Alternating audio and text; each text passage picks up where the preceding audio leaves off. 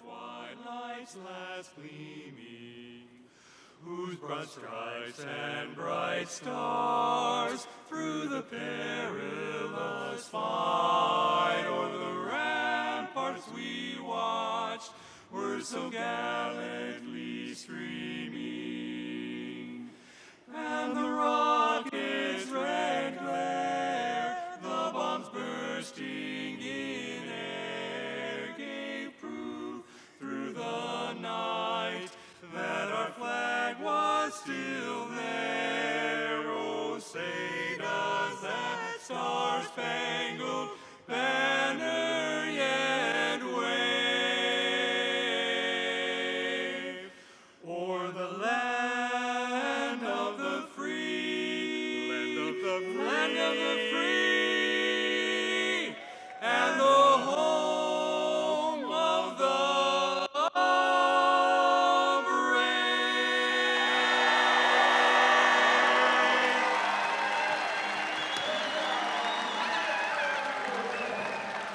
Okay, and the entire pregame ceremony is taking place, and our game broadcast is not yet ready.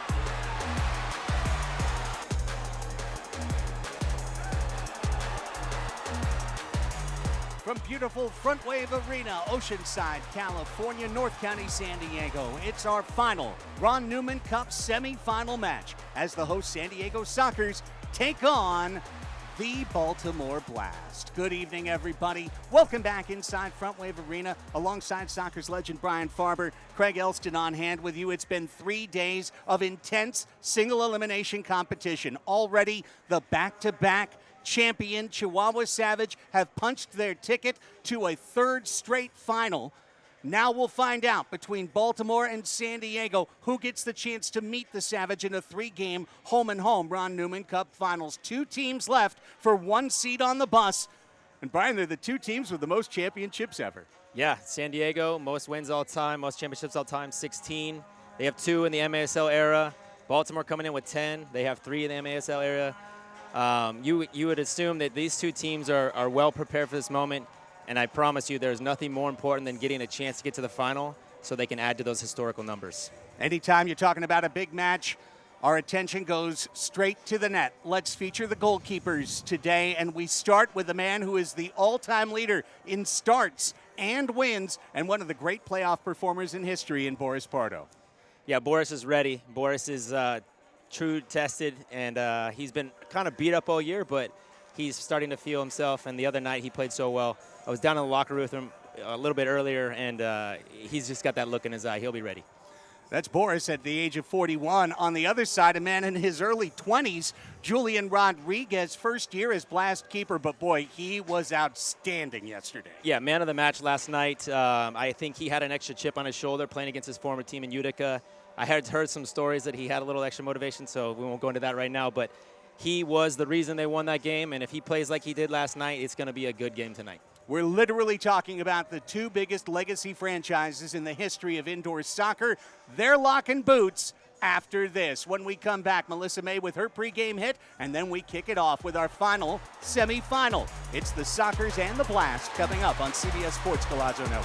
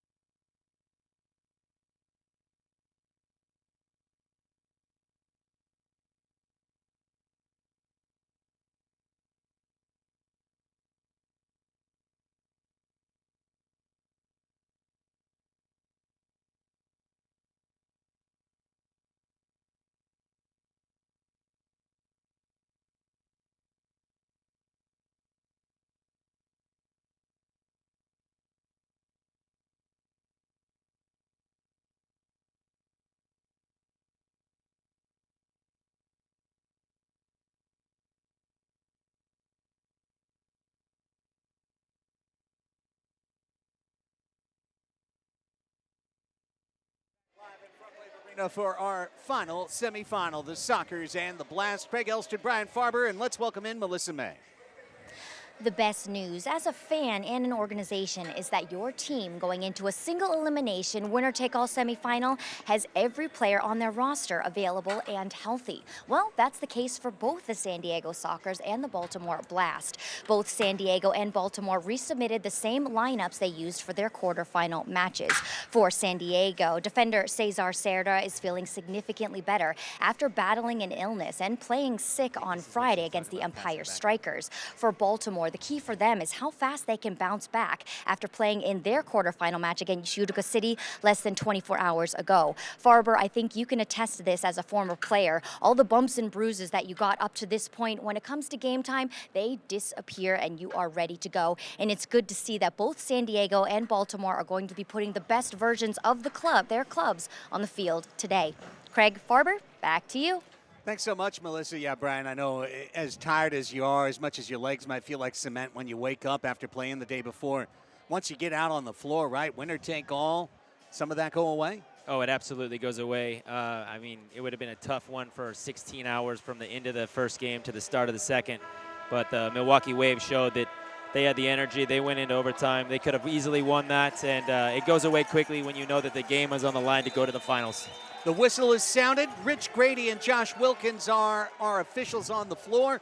Baltimore in white, running right to left. And San Diego in black and gold. They are going to go left to right across your screens here in the first quarter. Very nice crowd settling in on a Sunday evening in Oceanside, California for the Sockers and the Blast. And you literally can't assemble two more distinguished franchises, the 16-time champion Sockers, the 10-time champion Blast. Baltimore three-peat winners from 2015 to 18 in the Major Arena Soccer League. Sockers were back-to-back winners 2021 and 2022. And of course, Chihuahua, the back-to-back reigning champions 23 and 24, and they're looking for their own three-peat in 2025. We now know, as we have a misplay by Enrique. Boy, that could have been goal number 1 for Baltimore. And unfortunately for Baltimore, Brian, that ball bouncing, Enrique couldn't control it. Yeah, Costa getting a little cute back there. I think Boris would tell him, hey, get that up the field. Let's relax, but no damage done. Luis Morales got the ball caught in between his legs, something you don't usually see from the futsal star. Christian Quintana has made an impact since coming over from Dallas, the rugged and sizable defender. Here's Drew Ruggles. His best season with the Sockers this year of 2. Scored a goal in the quarterfinals against Empire. Sockers beat the Strikers 4-2, while it was a 6-2 win for Baltimore over Utica City FC. Two teams facing familiar opponents and taking care of business, but this is the first time this year that the Sockers and Blast have met one another. We've got a whistle, and we're going to have a talking to between Tavoy Morgan and Baltimore's Matthias Silva.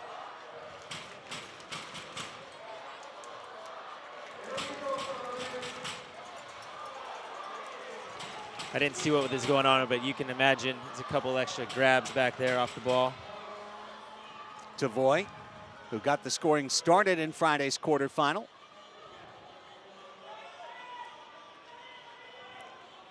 Back to Charlie Gonzalez, leading scorer in the regular season for San Diego. Charlie put up zeros on Friday, but it probably means he's due to post tonight. I was talking to him exactly about that in the locker room. I think he wanted to really make a statement on Friday night. He was inches away a couple of times, so I know that tonight's going to be a big one for him. Charlie had a hopping ball. He tried to feed it through the middle, and Yonatas Mello was able to run it down for Baltimore. Julian Rodriguez coming off a 13-save performance Saturday afternoon here at Frontwave Arena. When the game was in balance, Rodriguez was the difference.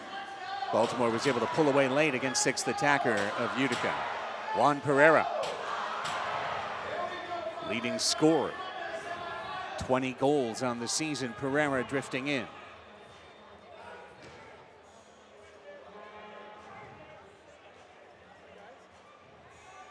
This ball's loose into Boris Pardo's crease, and Bopa able to scoop it up. That's a good recovery by Christian right there. Pacheco running with the ball, what he is very good at, very dangerous going forward, but Christian was on him, poked it away from him. Something to watch tonight is Pacheco didn't do a lot of dribbling the other night. I was surprised, but looks like he's trying to be a little more aggressive offensively already. Here's the steal. Coming in is Frater. Frater plays it off the wall. Serta couldn't control. It's left for the shot, blocked by Pee-wee. Now Morgan chasing through Diesel and pulled down. Diesel lost a boot. Morgan's wondering, why isn't that a blue card? Seemed like that was denying a scoring opportunity. Diesel had a really good defensive night last night, I should say, and Tavoy is tough. That's going to be a fun matchup between those two this evening. Leo, hot pass that ricocheted off Costa's shin. Cesar Cerda feeling a little bit better today. He looked like death out of the microwave on Friday. Here's Leo on the backheel pass along the southern wall. Recovers the ball second time. Patrick Thompson's on him. Thompson dips it away, but Costa's right there as the free safety. 11 minutes, 8 seconds running clock, first quarter, first of 4 15-minute quarters. Single elimination. Winner will face Chihuahua in a 3-game home-and-home series. Loser season's over. Now that's top of the arc against Baltimore as Matthias Silva headed the ball out of bounds. Defensive clearance. And let's see if San Diego's set piece can step forward here. I typically look at the set pieces before I come up here, but tonight I did not have a chance to see what the first one was. Morales will take it. Kick save. Julian Rodriguez. Morales came around a screen to score a free kick goal on Friday night. And that time, Rodriguez up to the task. Costa checks in at midfield, gets rubbed off the ball, foul on Diesel. That's 2 on Mike Diesel early. You get 3 common fouls and a half. If you commit a 4th, that's an automatic blue card and a 2-minute power play. If you commit 6 fouls in a match, it's an automatic red card ejection and a 2-minute power play. Cesar Cerda, 10th year with San Diego. Morgan shuffling. Morgan bumped down. Foul called against Jamie Thomas, and a free kick straight away for San Diego.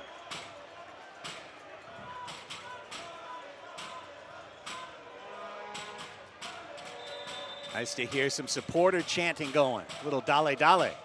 A little Charlie! How about it? Charlie Galasso has put the Sockers up 1-0.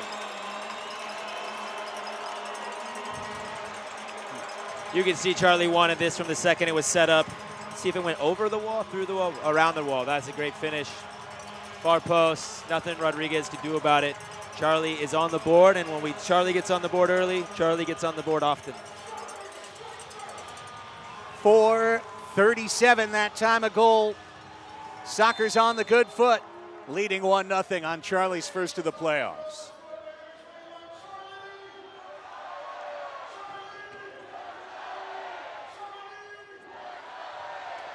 Sweet Pea Pacheco.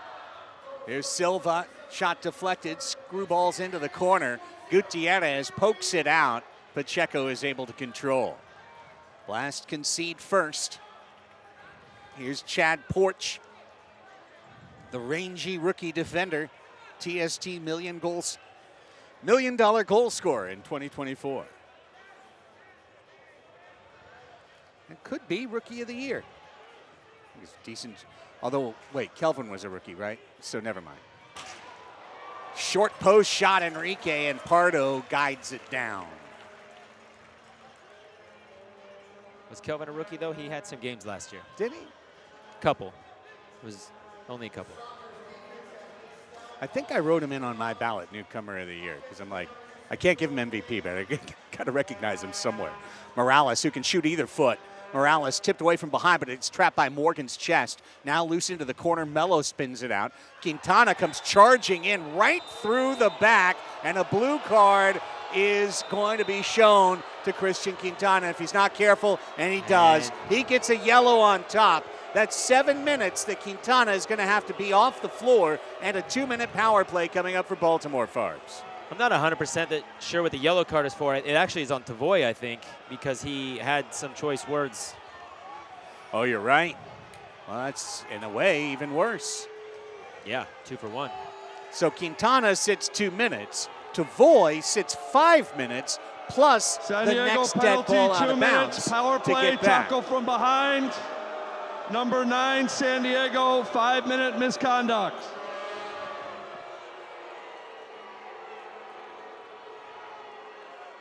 Interesting to see how tight they're going to call this match after the first game of the evening. So far, it looks like they are going to pull some cards regularly. I think you can make an argument that that's a pretty fair blue card given out right there by Quintana. Trucked Pereira from behind. Ball was far away. I mean, obvious yellow in outdoor, but I think here it's a blue. Yeah, I wouldn't disagree with that, but I think that there's a lot of yelling at referees pretty regularly. Yeah. And to give away 5 minutes for a yellow card, I don't know what he said, so I can't really say, whether that was warranted or not. Well, this power play for the Blast began with 9:10 left on the first quarter game clock. Here's Pacheco turning in. He hit the crossbar and out. Inches from an equalizer. Power play will continue until there's 7:10 left on that game clock, or unless Baltimore scores a goal, which could even up this 1-0 San Diego lead. Blast on the season, just 8 for 33 on the power play.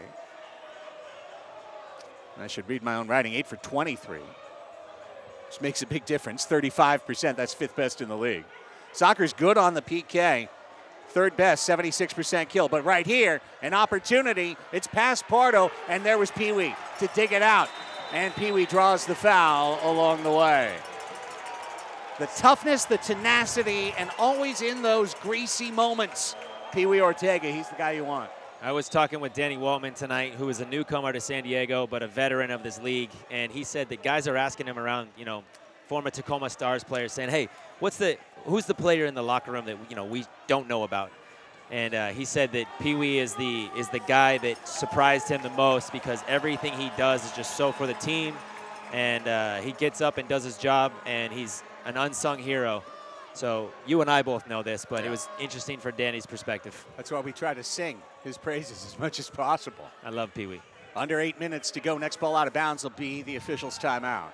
However, we're in the middle of a power play. 42 seconds left in it. Porch.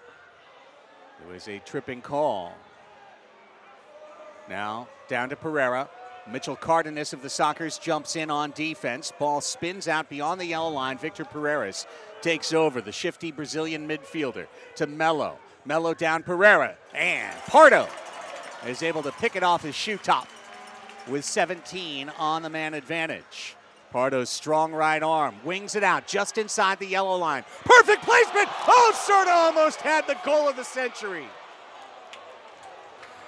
That would have been a shorthander that would have raised eyebrows. Power play's over. Out of the box, Quintana, full and even strength at Frontwave Arena, 5v5 again, and the score remains 1-0 San Diego. It's a great power play kill. Those four guys have been doing this for a couple years together. They know each other well. They're definitely a strong power play unit. Melo. Knocked off Porch. Porch trying to find a spot, trying to weave to his shot. Says, I don't have it this time. Comes off. David Bascombe, head coach of Baltimore Blast. Red shirt, black tie, watching passively, standing behind the bench. Gutierrez. And Leo trying to dig out of tight spaces right now. Baltimore in the attacking zone, but unable to face goal. Now they can with Silla. Omar Silla. Out Pacheco. Down. Pereira shoots. He scores. Screened out was San Diego. Pardo looking the other way. Pereira snuck it inside the post for 1-1. Yeah, it might have been a bit of a miss hit. It's hard to tell, but he found the bottom corner, a little bit out of reach of Boris. One thing to notice is Mitchell and Christian were both still kind of stuck out there after the power play. So I don't know, maybe Mitchell could have got there a little sooner. I'm not sure. It was a bit lucky too. Timeout, 6:12 to go, first quarter. And both teams have marked. It's 1-1, Sockers and Blast. You're watching the MASL Ron Newman Cup Semifinals on Golazo.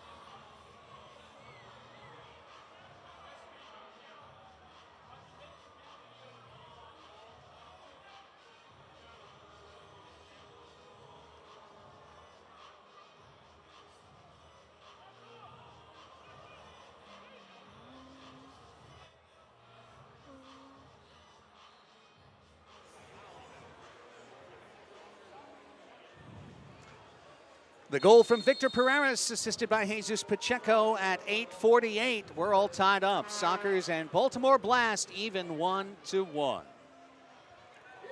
Winner moves on to the Ron Newman Cup Finals. Loser, season over. And for these two proud franchises, they are going to do everything they can for the next 50 minutes plus. Morales included in that group. He's going to get called for the arm wrestling foul. Well, this is a passionate crowd, Brian. You can tell they know what's at stake tonight. They're riding the refs already. Yeah, that's exactly what we need from San Diego fans. Baltimore is at a bit of a disadvantage with this home field advantage in front of this crowd, but they're pros. Here's Silva. Had a ball bounce on him for a second, was able to take advantage of that idle moment. Get it forward to Frater. Frater dancing. Thomas blocked out of bounds by Gutierrez. They're going to say last touch by a Blast. Frater had an excellent game last night, so somebody to keep an eye on for tonight. He's athletic. He was holding the ball well, and I think he got a goal and an assist just in the first quarter, so watch him now.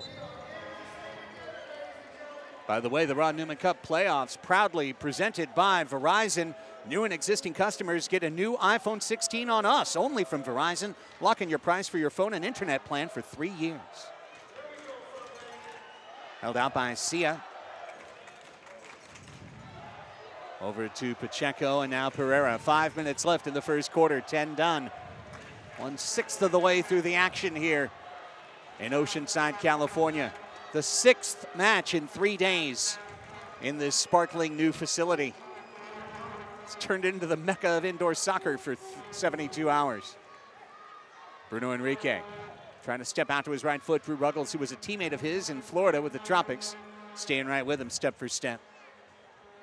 Good possession shown here by the Blast. Yeah, this is what they need to do early. Playing 2 games in 2 days, they need to try to control the pace of the ball. Beats his man in, and then Charlie got the tip on the ball. Now, he's so clever with the ball at his foot. He doesn't panic in those moments. Here comes Gutierrez, and this could be something. Gutierrez scores!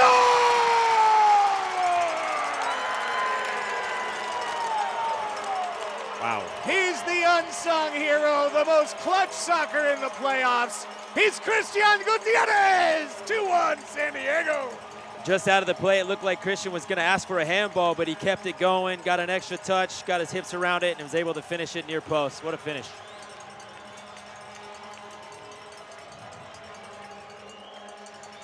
First goal of the playoffs for Gutierrez. It comes at 10:49. And gives San Diego the lead back at 2-1.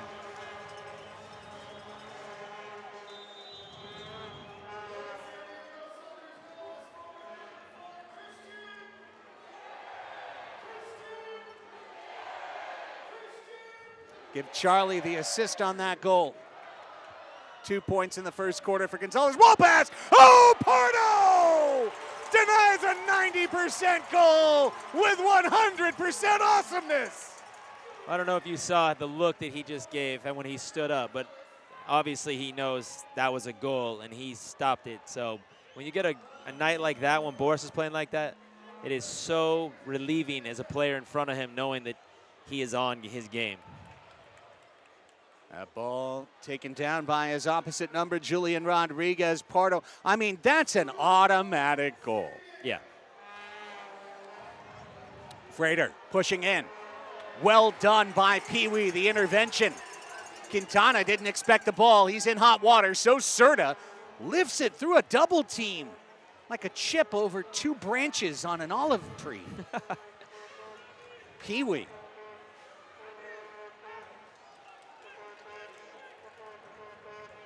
Now Serta.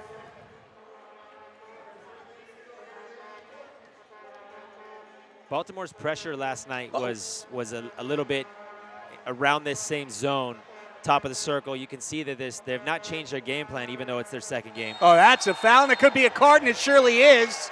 Frater is going to the sin bin for 2. Same exact play as the one that was whistled on Quintana. And Leo is up. They need him healthy to be the maestro of the power play.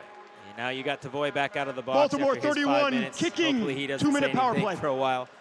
But what I was saying is Baltimore was pressing. They were putting the pressure. They were not dropping back. Even though they have tired legs, they are coming at the Sockers. They're not going to make it easy. They're not going to sit back. They are here to try to win this game. And throughout the next couple of quarters, we're going to see how their legs sustain. Blast have killed 2/3 of the power plays they've faced this year, 14 for 21. That's 7th in the league. Sockers second best in the league, 43% conversion, 13 out of 30. Power play began with 2:42 on the game clock. It'll count down either to 42 seconds remaining or a Sockers goal that could extend their 2-1 lead. Charlie Gonzalez with Luis Morales, Craig Childs, Gabriel Costa, and Leo. Your 5 on the floor for San Diego. Jamie Thomas working with Mike Diesel, Silva, and Thompson, the PK unit for the Blast. Down low, Leo into the middle! Oh, Childs, second chance, Childs!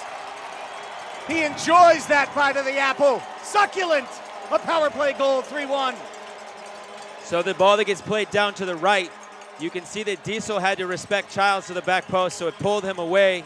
You can see he's holding distance, and then he tried to close, which opened up Craig for the first shot, collecting the rebound off the post. He's not going to miss from there. That is Craig Childs, Mr. 500 himself. 3-1. 12:58. 2 goals in minute 59 for San Diego to take 1-1 up to 3-1. And Leo gets the assist. Although you could say Childs kind of wallop passed it to himself off the post. He's just cheeky like that. Chad Porch. Childs first to the playoffs. For Craig Childs, his 42nd MASL playoff goal. Is that it? I know, right? Well, 42 in 42 games. So, goal a game. Pretty good in the playoffs. Here's the thing that surprised me. I spent some time last night kind of digging into career playoff numbers because I figured there would be a big experience gap between these two, and there is. That'll be in a graphic later as Gutierrez knocks it down. But two players really stood out to me for their playoff performances. And one is Christian Gutierrez. The other is Boris Pardo. And we'll talk more about Boris as we continue forward on the broadcast. Charlie dribbling with 2 men around him. Gutierrez is used as a defensive player for this team more often than not, as you know, Brian. He's a defensive runner. He's only really given a chance to look at goal in the fourth quarter usually. He's almost never, they never run a play. Oh, it's given away. Charlie tried to tiptoe in and Mello took advantage of that extra touch. Yeah, he probably would have hit that first time if he was given the same chance. But Charlie is so clean on the ball. I know what he was trying to do. He was trying to get him off balance and find an easier gap. Leo, Tavoy brings it down inside of the right foot, warding off his defender Thompson, and it's back to Costa. Through Cardenas. And back to Leo. Here's Tavoy. Tavoy falls down. They pulled the chair, just like you would see in an NBA game. Then Leo steals it. Leo with a spinning ball between his legs. Out through Ben Raymond, reset San Diego center circle. 5 seconds left. If they want to take a shot, it's got to be now. It's got to be Costa. He's got to shoot it now. It was blocked by Diesel. And that's how a boisterous first quarter comes to an end. Charlie Gonzalez with a goal and an assist in the frame. It's the Sockers 3, the Blast 1. Only one of 2 can advance to the final. Second quarter run from San Diego next on Golazo. Not really big into committing to things. I usually stop binging the show halfway through the first episode. I mean, remember when my hair was blonde for like 2 seconds? But when Verizon announced that I could lock in a low price for 3 years for both phone and internet, even if I'm already a customer, I was like, duh. I think 3 years in the future, Pete will be very proud of my decision. Look at me grow. Come on!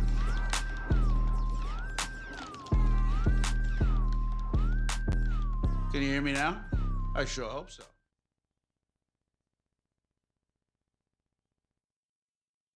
striker for AYSL, so he's going to nail this. Basically, the challenge is you're going to kick a ball from this goal line right to midfield. You see where the soccer squad is? There's a big old bullseye right there. So you're going to kick that ball and land it right on that bullseye so you and your mom can get a brand new Action air conditioning unit replacement. Are you ready, Colin? This is your show.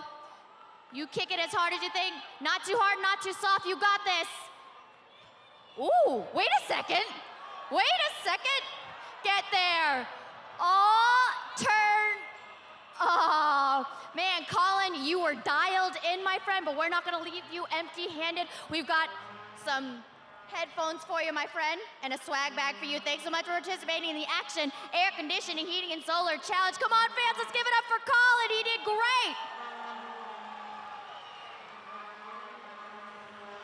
All right, now it's that time. Junkyard Sports Bar and Grill T-shirt toss.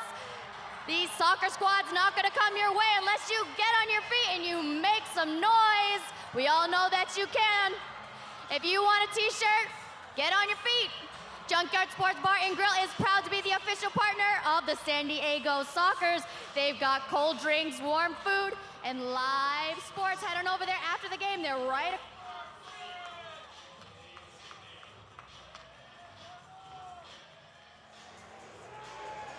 You literally can't put more championships on a field than the Sockers and the Blast. 16 all-time titles for San Diego, 2 MASL. Baltimore, 10 all-time titles, 3 MASL. And it's been since 1990 that these franchises met in a playoff match. 4 times in the history of the MISL/MSL, the glory days, these teams met in the finals. And San Diego went 4-0. They beat them in '83, they beat them in '85, they beat them in '89, and they beat them in '90. That's some rich history. 3 of the 4 series went the distance, either 5 or 7 games. They used to play 7-game series back in the day. That's crazy. Well, this is true royalty out there, the Sockers and the Blast. Hope you're enjoying it on Galazzo. 3-1 San Diego. 2 teams have flipped sides. Baltimore's in white. They're going left to right. Sockers in black and gold. They're going right to left in this second 15-minute quarter. Chad Porch intervened with by Ben Raymond. Gabriel Costa bending one out. It found its way through 2 players. Now Tavoy Morgan drifting in. Morgan cranks one and it was blocked. Really nothing happening outside of him, so he had to go solo on that one. Rodriguez already having conceded 1 more than he did in the quarterfinals. This is open field and a good look, and Ruggles broke up a potential goal on the back post. They had Jesus Pacheco ready to tap it in if Ruggles doesn't block that cross pass. Yeah, that was well positioned by Drew. He could sense it over his shoulder. Pacheco was ready. Morales pulled down, common foul. Free kick coming up for San Diego. We always say that the next goal is super important, and it is. But in this situation, I think for Baltimore, they need to try to get on the board now. Their legs are going to start to get heavy. If they get down by 3 goals early, it's going to start to set in on them a little bit. So they need to have a little response. Pinball comes out to Juan Pereira. Pereira gets bumped off the ball by Morales. He probably thought he was tripped. Without much complaint, he heads to defensive positioning as Childs loops one in for his defender Cardenas. His shot deflected off Thompson, almost went into the net. And then it was, well, was that outside the zone by Julian Rodriguez? They get a challenge. I think it's challenging. There's the challenge. I think Rodriguez may have handled the ball outside the crease, which is an automatic, not just blue card, but a shootout against the keeper. And that's what Phil Salvaggio is challenging. You saw that left swing of the paw by Rodriguez. In real time, Brian, I thought that might have left the area of the crease. We have a San Diego is angle, challenging but, for potential handball against the goalkeeper. Play is under review. We'll see the angle of the camera and see if we can get a better look at it. But from here, it's very tight, and I've seen these calls in the past. It's hard to judge when you're 7 feet off the ground and trying to flick unless it's really clear. MASL video review. Oh, I don't know. It's very tight. That's close. Oh, we don't need to see the rest of this. The only question is right here. Watch the left hand. Okay, now we're going to slow it down. Is the hand outside the crease when he handles the ball right here? That's yes. That's a yes to me. It does look. That's a yes to me. It does look like. I mean, this is an angle, but you got to imagine that white line coming straight up. It does look like he is handling, but it's also going to be very tight anyway. So to give a blue card there. Here's a reverse angle. Well, it's on challenge, so now we're out of judgment zone. We're into just reality zone here. Yeah. I've got a blue on that one. To me, that's a blue. Now, my success ratio this weekend has been spotty at best. But I might say that some of the reviews have been spotty at best. I don't know if it's too soon to bring it up for Milwaukee's sake, but yeah. I've seen things happen. I saw some decisions I thought were clearly reversible. They're reaching for the pocket. It is. This is going to be a blue right here. After review, Baltimore goalkeeper number 28 handled the ball outside the area. 2-minute power play shootout. Do you have a ratio or a percentage on Phil's challenges this season? Because I would say he's very good. He's pretty good, to be honest with you. He's kicked some butt. Now, here's what happens. If you're new to the sport, this is a 2-minute blue card penalty. Because it's a goalkeeper handling outside the crease, it's an automatic shootout. Also, in the MASL, keepers serve their own penalties. So, Julian Rodriguez is in the box. And Mike Zierhofer, the 6'3", career backup goalkeeper, first to Venzela, now to Rodriguez, he must step in cold off the bench, defend this shootout, and if he's successful, defend the 2-minute power play to follow before Rodriguez can come out of the box. Yeah, and Zierhofer has been a starter in the past. He knows what he's doing. He's probably watched plenty of game tape on Craig Childs and seen a number of videos of him doing. Craig is going to take one roll forward. Yep. And he's going to ping it with his right foot, and he's probably going to go near post, depending on what he reads. There's the touch. There's the shot. The save. 5 seconds. Second chance wide. Well done, Zierhofer. Zierhofer closed it quick. So, like I said, you come out fast. You shut off the angle. Craig knows where he wants to go, but he was big, so he was able to block the far angle as well. Take another look at Zierhofer's aggressiveness. First steps out quick. Big hand. Nice save. That's tough to do against Craig Childs. He's scored so many of those over his career. Well, as you've said, and now the power play begins. Power play starts with 13:19 left in the half. It'll count either to 11:19 or to a Soccer's power play goal. They are 1 for 1 on the man advantage so far tonight. Childs being the power play goal scorer from Leo. Same unit out there. There's Childs. Childs shoots this one wide left. Rebound! Remate! Blocked by Diesel. Loose out. Morales controls. Costa keeps it swinging. Charlie Gonzalez. 90 seconds left in the penalty.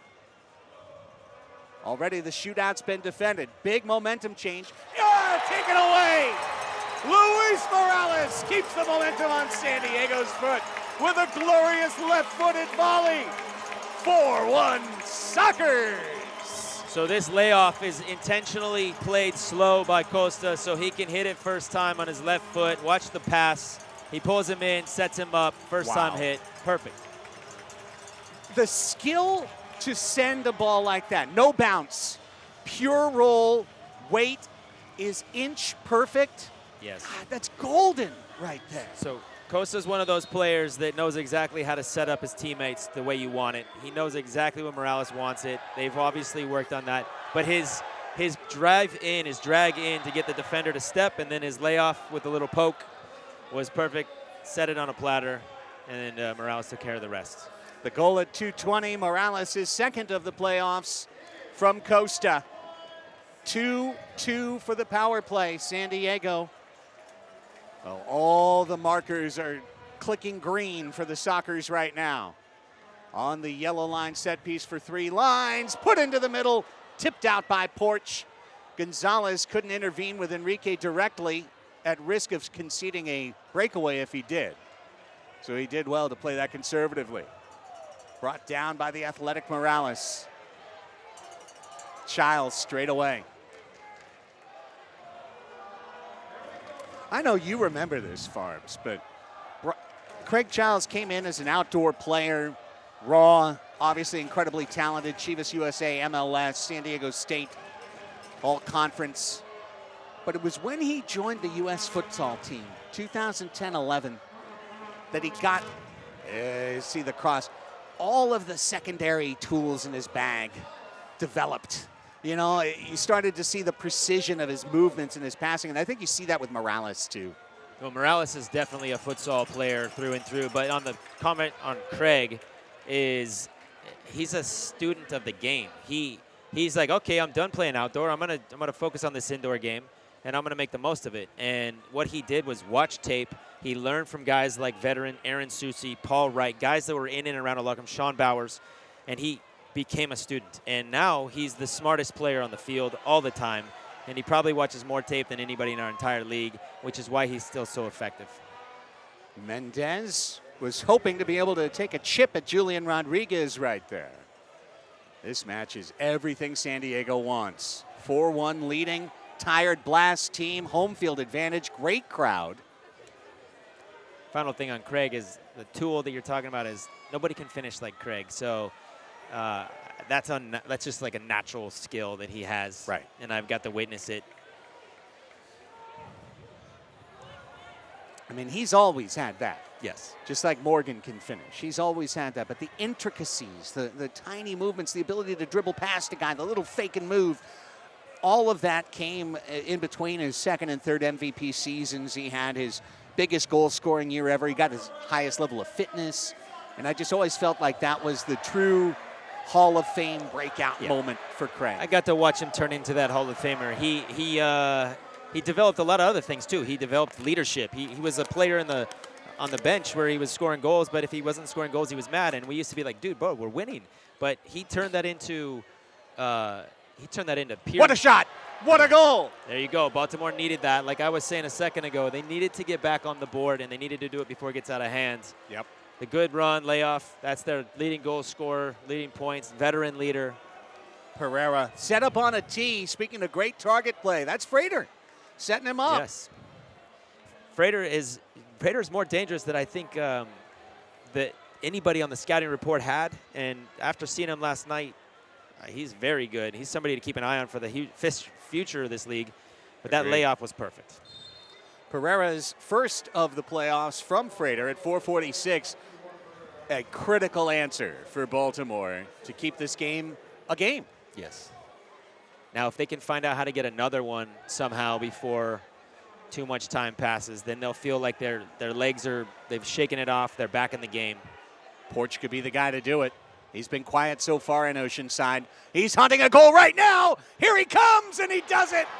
Chad Porch. There you go. You could see it in his eyes. He was ready to strike the Panther. So this is Baltimore at its best. Going forward, the extra runner, taking a little patience, extra fit. Get Boris down on the ground was not easy to do, and then find off the far post and in. What a finish, Chad Porch. And the assist goes to Frater. He picked up 2 in the same shift. Like I said, Frater is dangerous. Let's take a break as a timeout's been called by Phil Silvaggio. The Sockers will talk it over. The Blaster right back in it. 4-3 in the semis on Galazzo.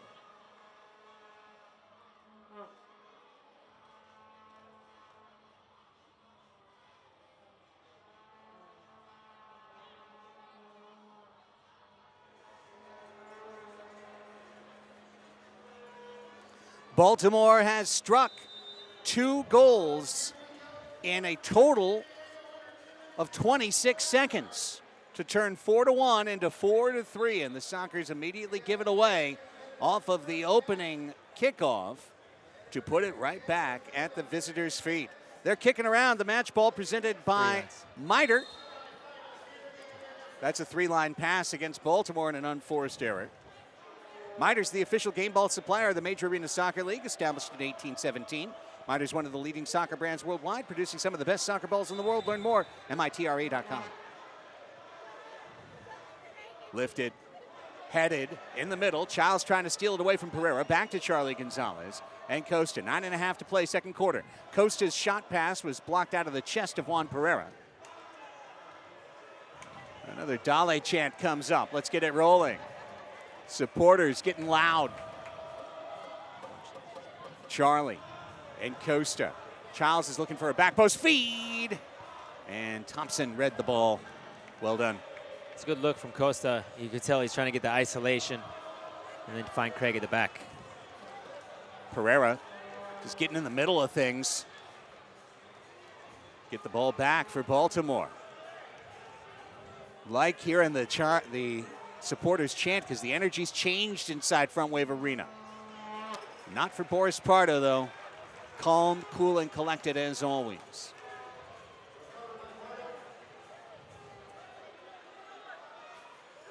Tavoy battling with Silva. Silva comes away with the ball. It's crazy how the switch flips in this game, Farbs. Now you'd say all those green indicators on our dashboard. We've got some yellows, we got a couple of reds, got a blinking one. Don't know what that one means. Here's Mendez. Mendez turns it bright red. That's the sign of the goal. Sebastian Mendez rips a rocket into the roof for 5-3. Savoy was able to get this ball on the ground, set him up, feed him forward, and then he did the rest. Right foot, top shelf. What a finish from Sebastian Mendez.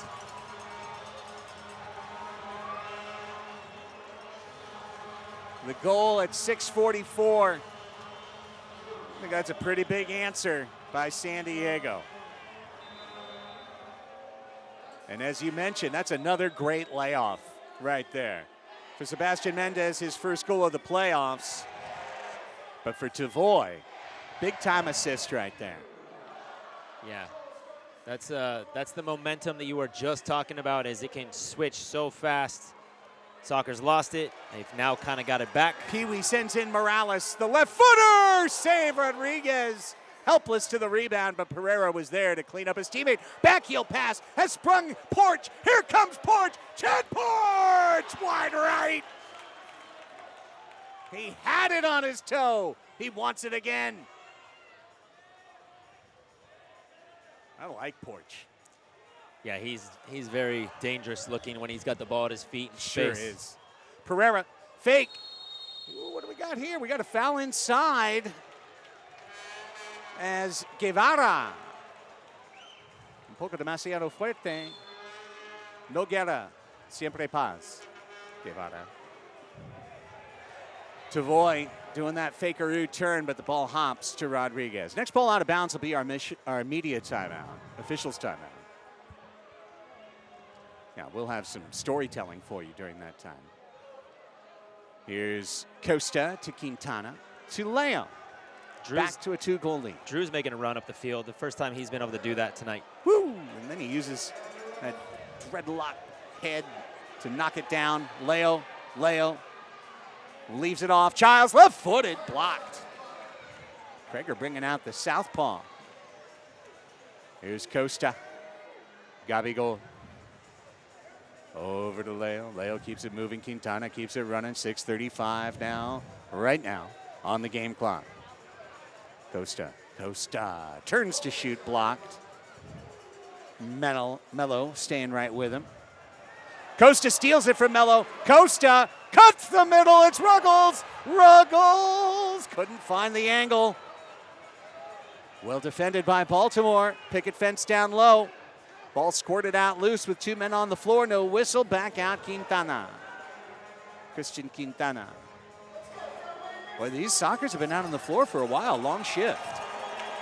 Yeah, but they've had the possession, so you should think to get some fresh legs on, get Charlie on, Mendez on, Tavoy on maybe, but they're feeling pretty good right now. Off-ball foul on Drew. This could be a chance for a lot of people to change, and Yeah. indeed. I think we'll see all 5 Sockers come off, and so they shall.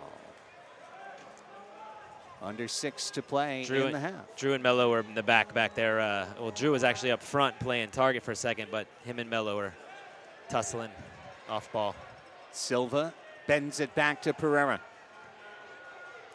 Wearing that captain's armband, once again, Juan Pereira. Melo directing traffic. Going to that possession game. Drop it into the corner. Battling there. Guevara. Silva.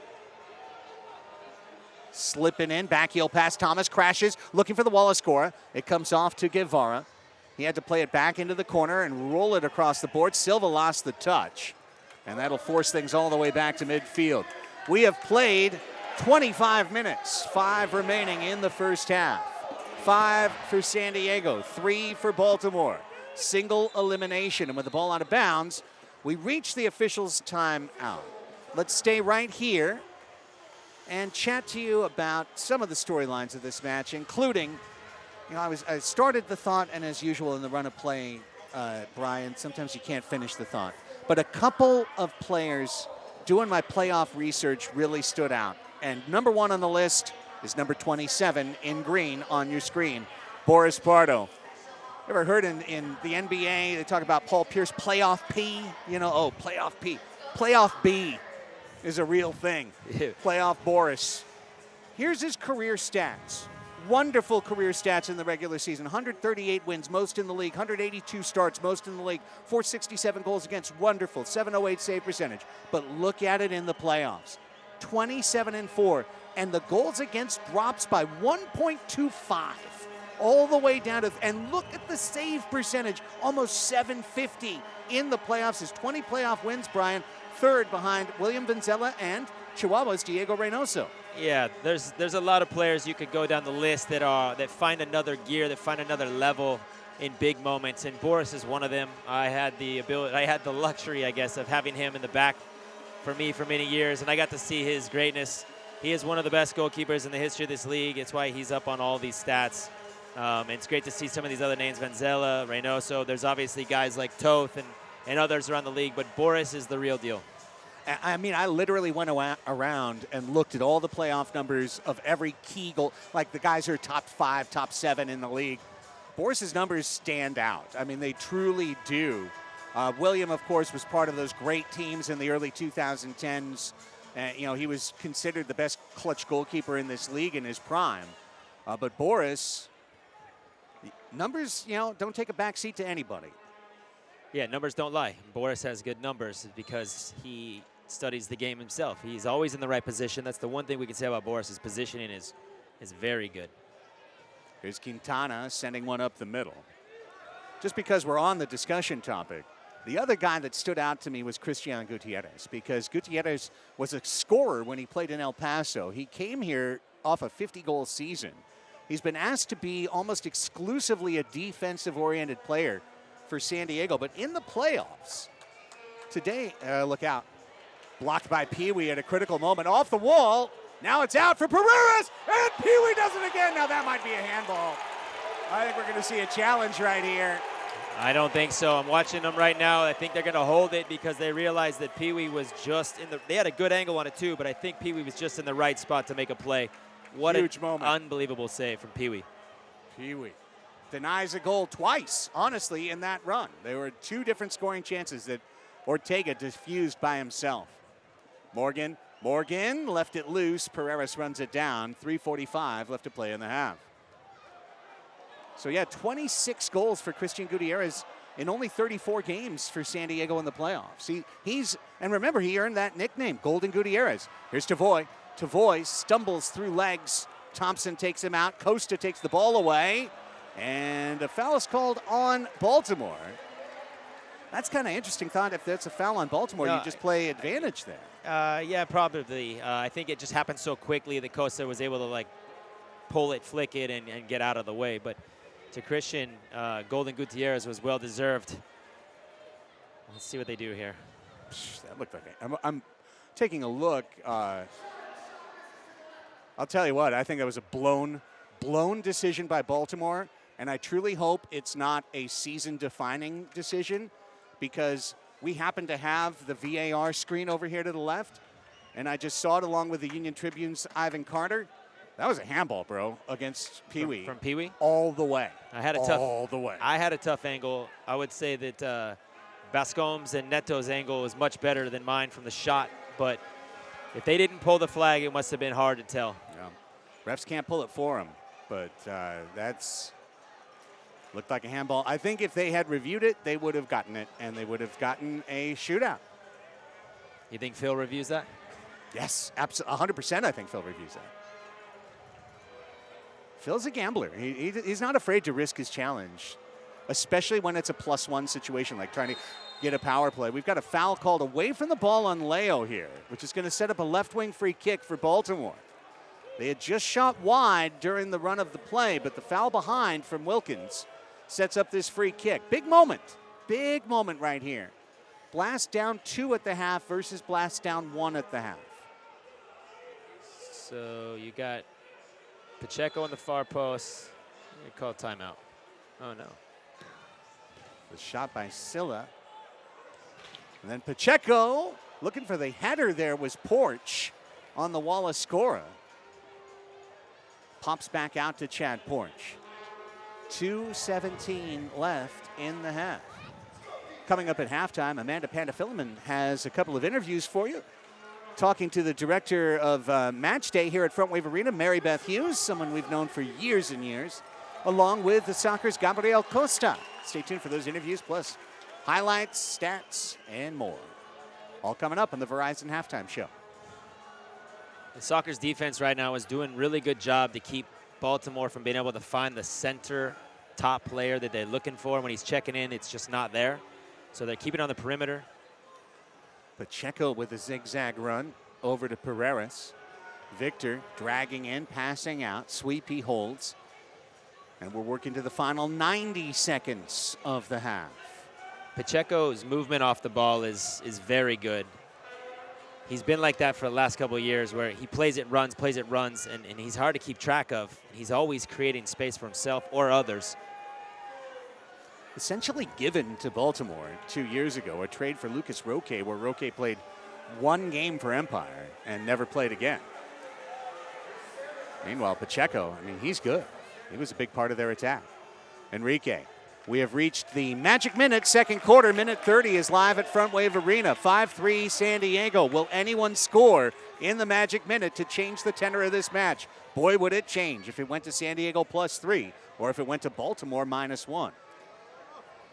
Yeah, big swings on the next goal. Morgan. Charlie. Spits it to Charlie. Charlie. Tavoy saw it played back to Costa, and there's 35 seconds in the half. Charlie's looking for the killer pass right now, knowing there's only 30 seconds left. You know, either Working shoot it or find Thompson. Tavoy. Left foot into the middle. He was trying to feed Morgan. Gets the ball back. Well done by Charlie. 20 seconds now. Pretty much killing any chance of a Baltimore counter here. It's almost like an NBA holding for the last shot situation. Now Baltimore gets a foot on it, and they'll have to play it through Pardo, and the press comes up. 6 seconds. Can Ruggles jump forward and take a shot? He takes a look. He takes a rip. It's wide. And that's how the half will come to an end. What an entertaining half it was between the two franchises that have combined for 26 indoor championships. The Sockers take a 3-1 lead after 1 quarter. I'm watching Charlie and Quintana right now. Sorry to interrupt you, but you can see that Charlie wanted the ball back on his feet right there. Yeah, interesting. Baltimore fought back from 4-1 down with back-to-back goals, but then Sebastian Mendez gives you a little breathing room if you're a San Diego hopeful with the goal at 6:44. 30 minutes complete. 5-3 San Diego. And again, the winner of this match advances to face the back-to-back champion and MASL Shield winning Chihuahua Savage in the Ron Newman Cup Finals. Head coach Phil Salvaggio of the San Diego Sockers picked up his 36th career playoff win with the quarterfinal victory on Friday. He's looking for number 37 tonight, and he's standing by with Melissa May. Coach, the Baltimore Blast is the only club that you did not face in the regular season. How did you prepare your team for tonight's game? Really, it's really difficult with just watching film and you know, as we change it as we go and as the quarter went on. Your veterans and your newcomers are all contributing on offense, defensively. I feel like they've set the tone. Are you happy with the way your team is playing in the first half? Yeah, I like the better defense. You know, giving up 3 points is a lot already. So hopefully we can get better at some defense. Thank you, Coach. Craig Farber, back to you. Thank you, Melissa. Coming up, the Verizon Halftime Show, Amanda Filliman with Mary Beth Hughes and our Melissa May with Gabriel Costa. You will see those interviews. We'll bring you the highlights. Stay right here. Presented by Verizon, the Ron Newman Cup playoffs continue. It's 5-3, San Diego leading Baltimore in the semifinals, and you're watching the MASL in Galazo.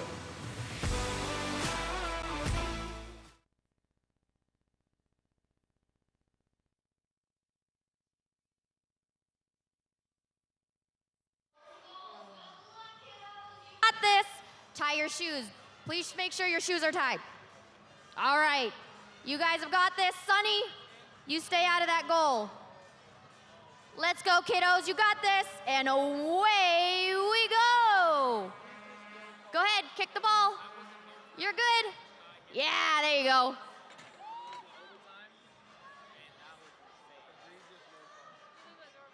Of course.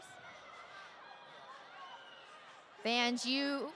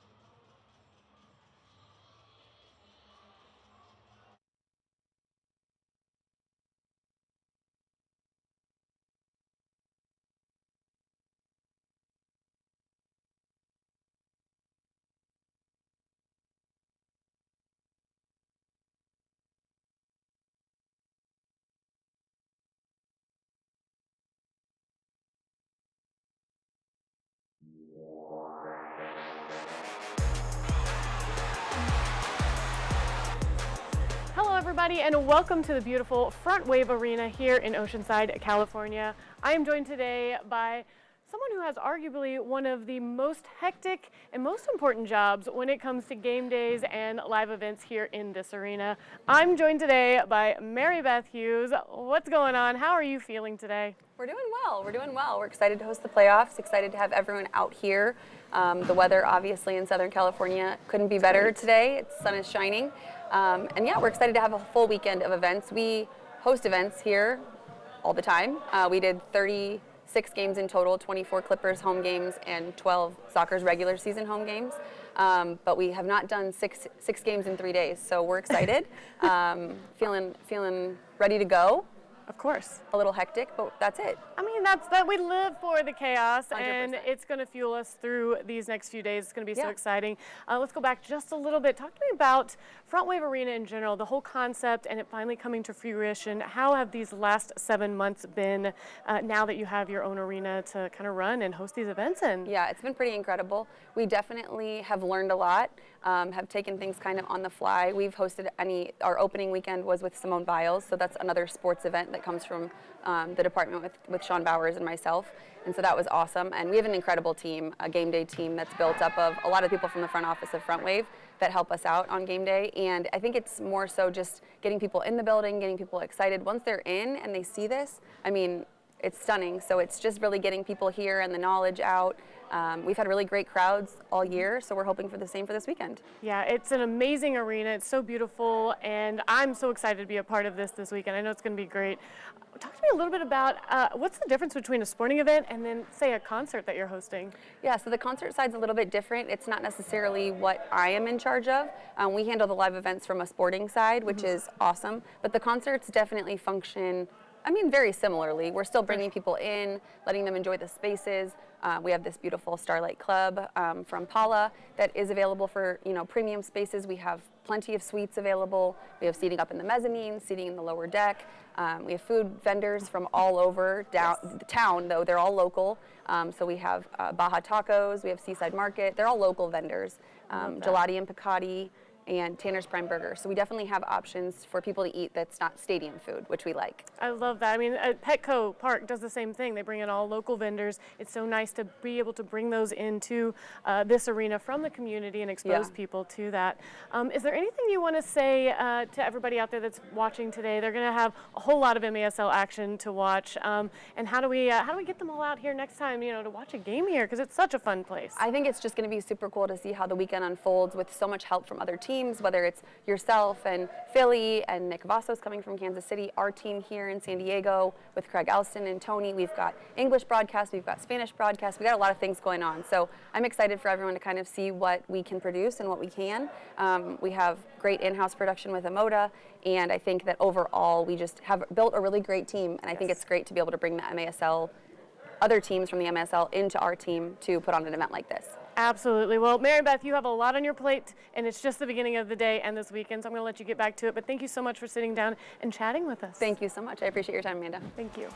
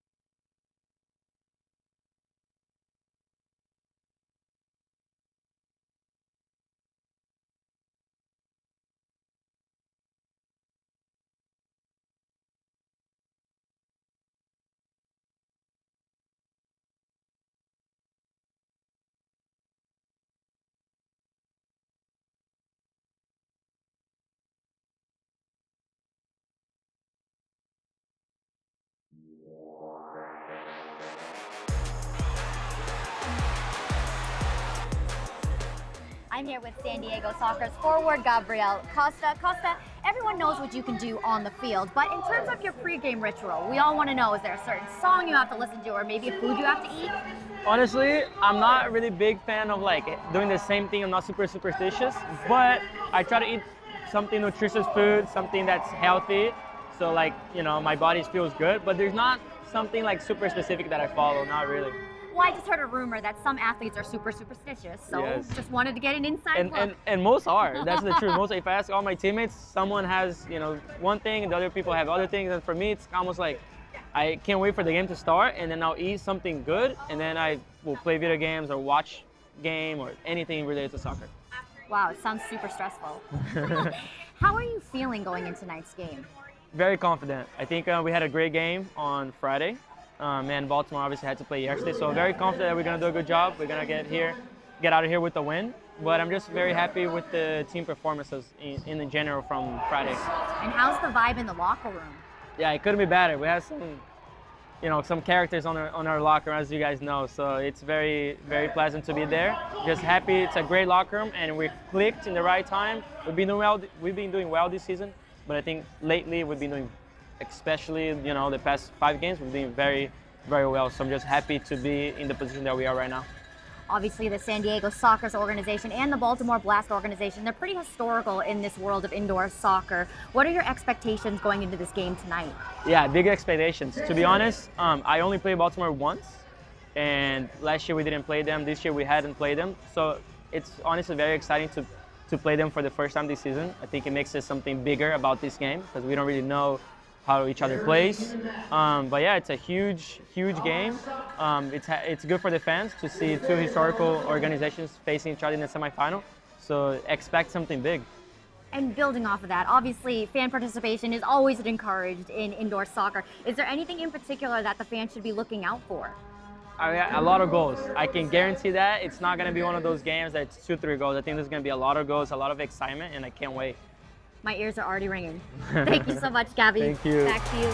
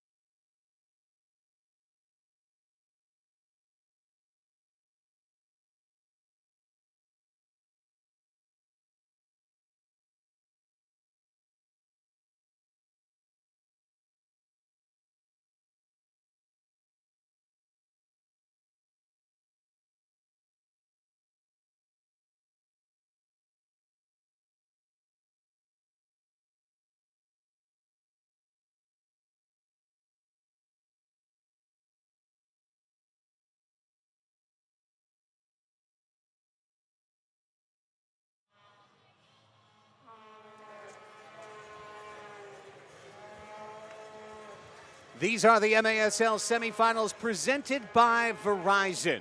Single elimination to get to the finals. San Diego Sockers lead the Baltimore Blast 5-3, looking to meet up with Chihuahua in the finals next week. Let's present the first half highlights now, as you saw them on CBS Sports Scalazzo Network. We bring you the goals. Goal number 1. Yes, sir. Charlie Gonzalez on the set piece, calls his own number, and it lights up green for 1-0. Baltimore comes back. Victor Pereira shooting through the legs of Mitchell Cardenas, perhaps screening Boris Pardo, but then Christian Gutierrez on the counterattack, jumping on the wall, picture perfect on that shot for 2-1.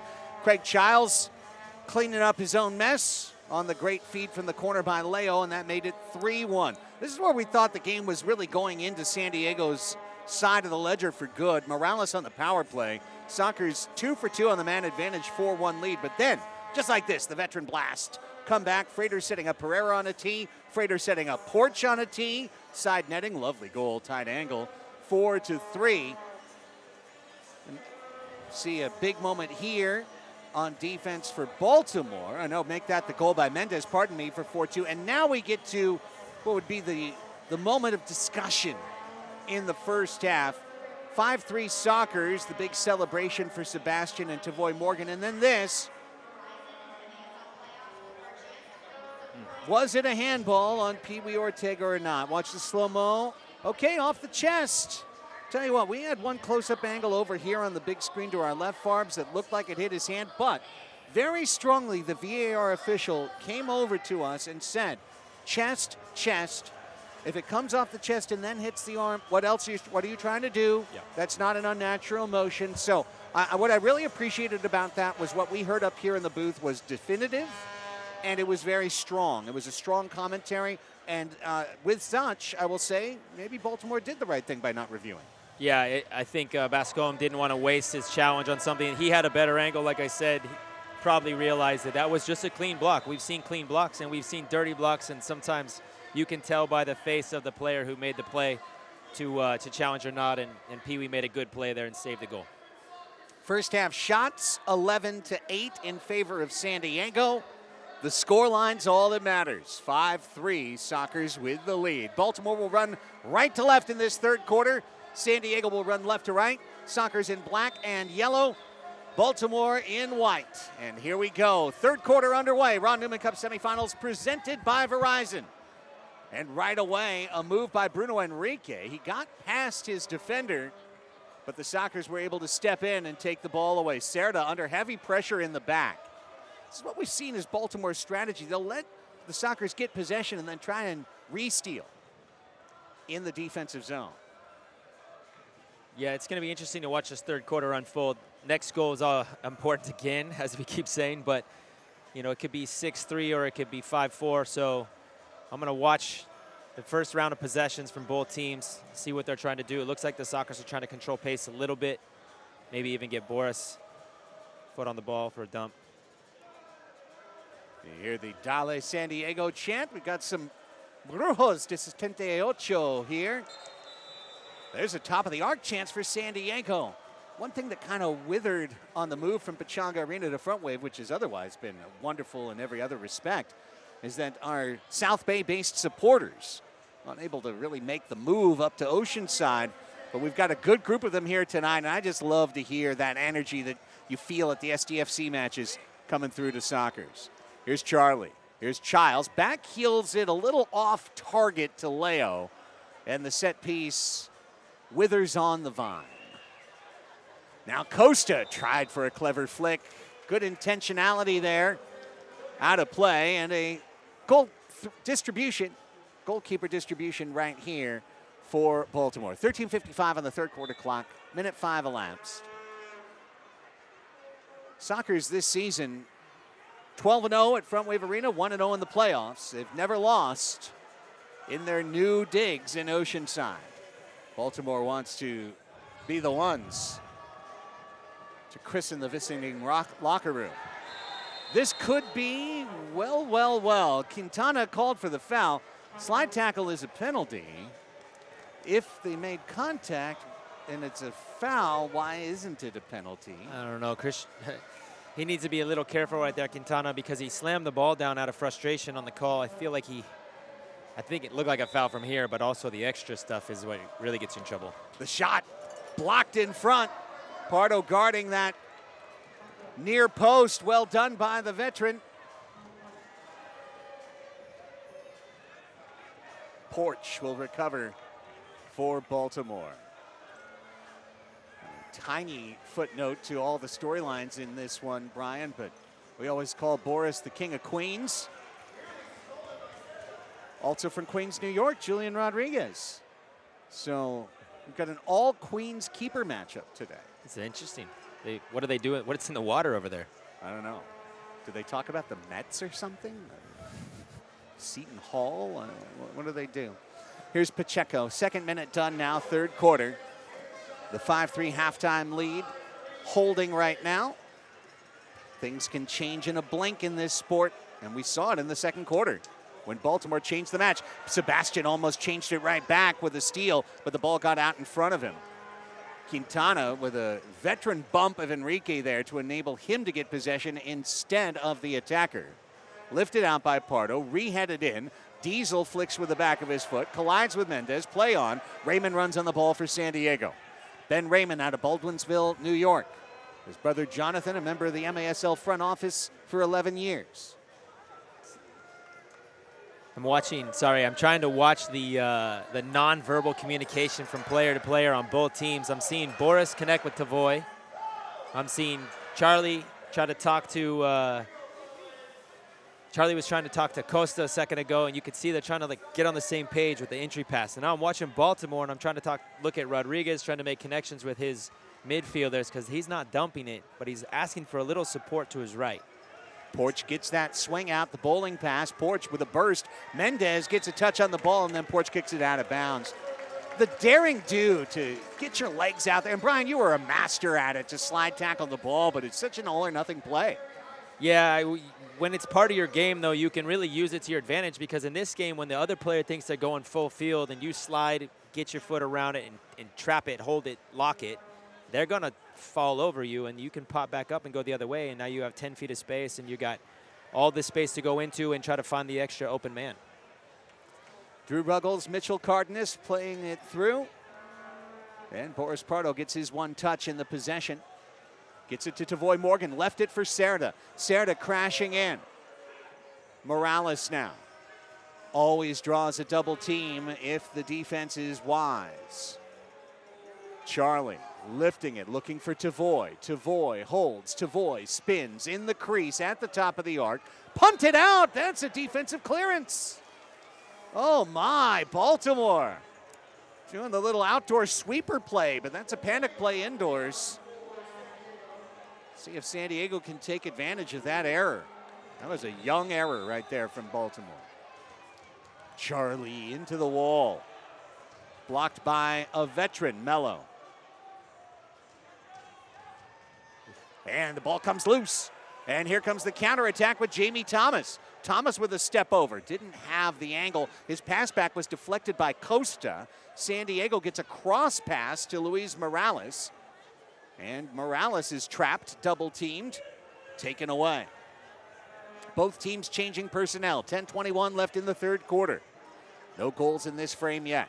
Here comes Jesus Pacheco, looking to change it. Boris got a touch, it was going wide, but he couldn't take any chances.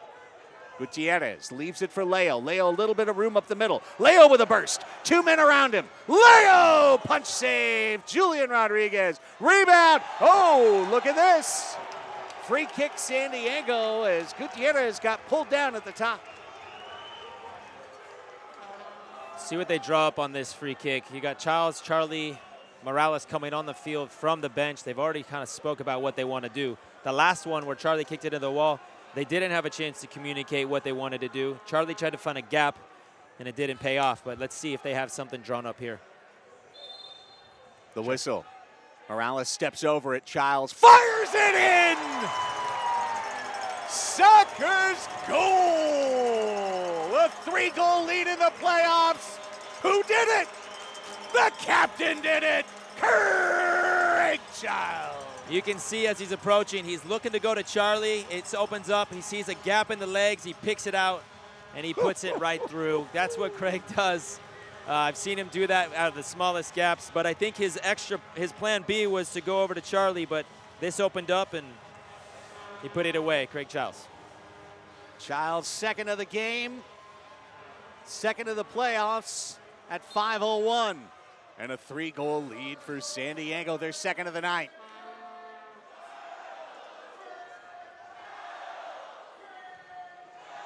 Baltimore is not fazed by a 3-goal deficit. These guys are veterans. They've been in tight games.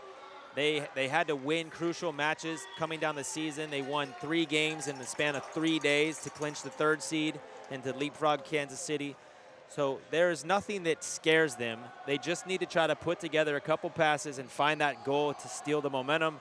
Anything can happen. Yeah, there's so many tiny moments within a season. I actually do think about that last game between Kansas City and Baltimore, and whether it was injury, fatigue, or maybe even a couple of tactics. The Comets didn't put their best foot forward in that game. They started a rookie goalkeeper. They had a number of players that rested and sat in that game. And I think they kind of felt like, what does it matter? 3 seed, 4 seed.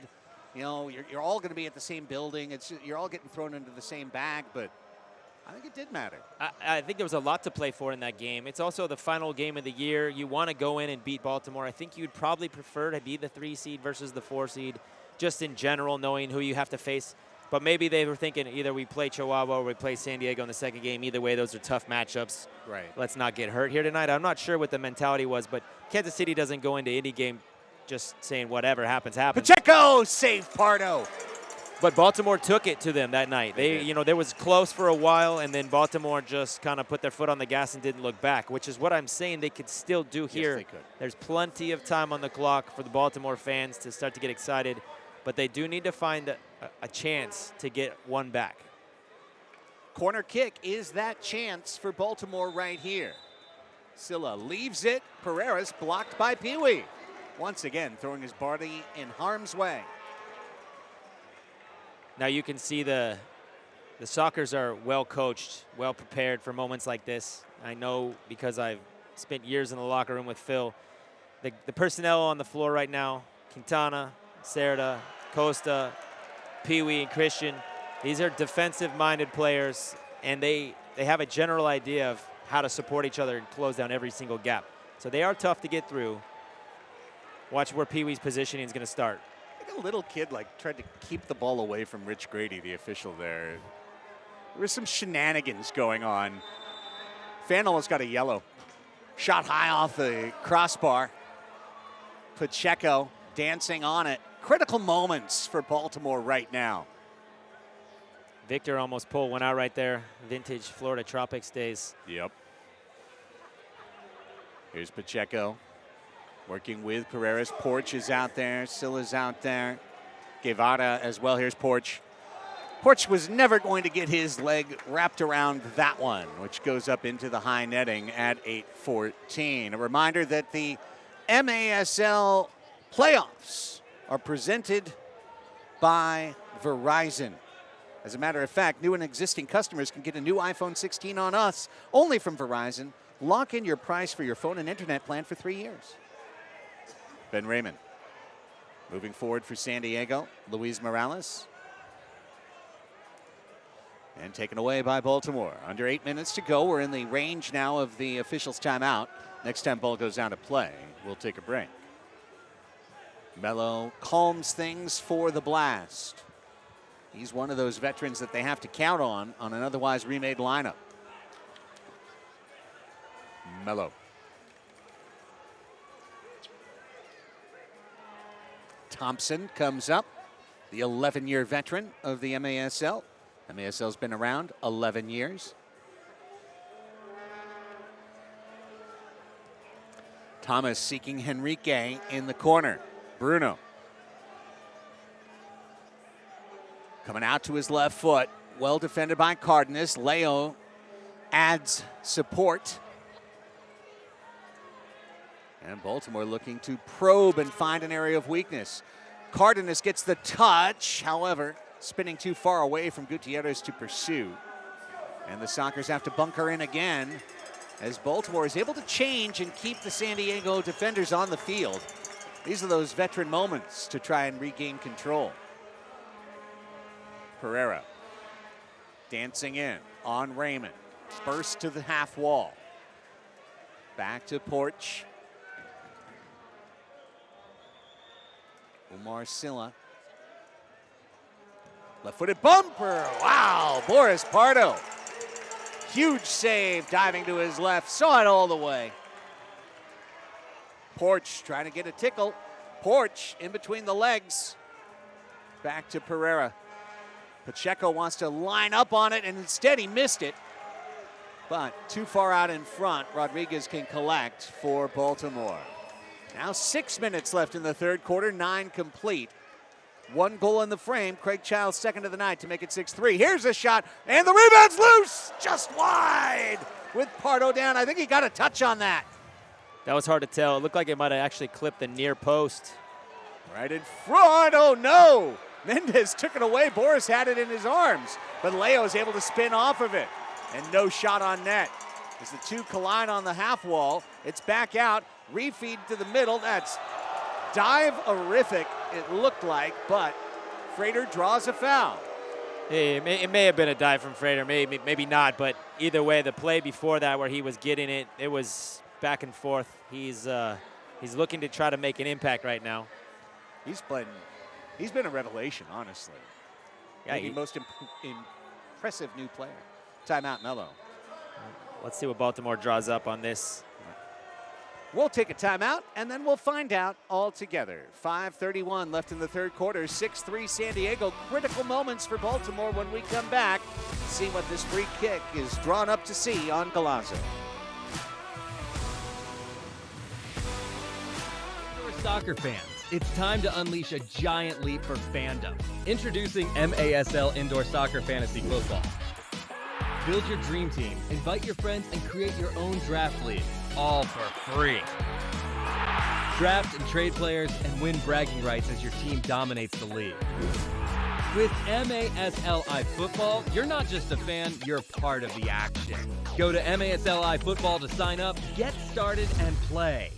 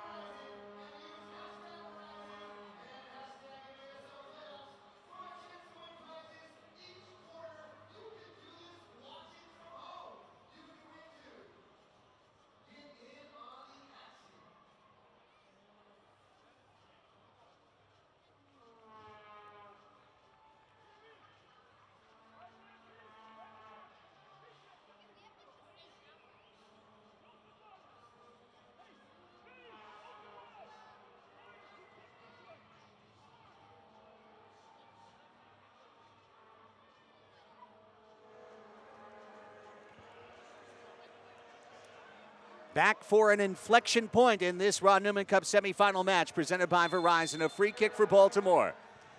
And it's whistled just wide by Victor Pereras, trying to tuck it inside the mail slot on the left post. Baltimore's hit the near post twice in the last 2 minutes, and it's carried across the goal mouth and been pretty unlucky, off by centimeters, not even inches. Mello resetting. There's Frater.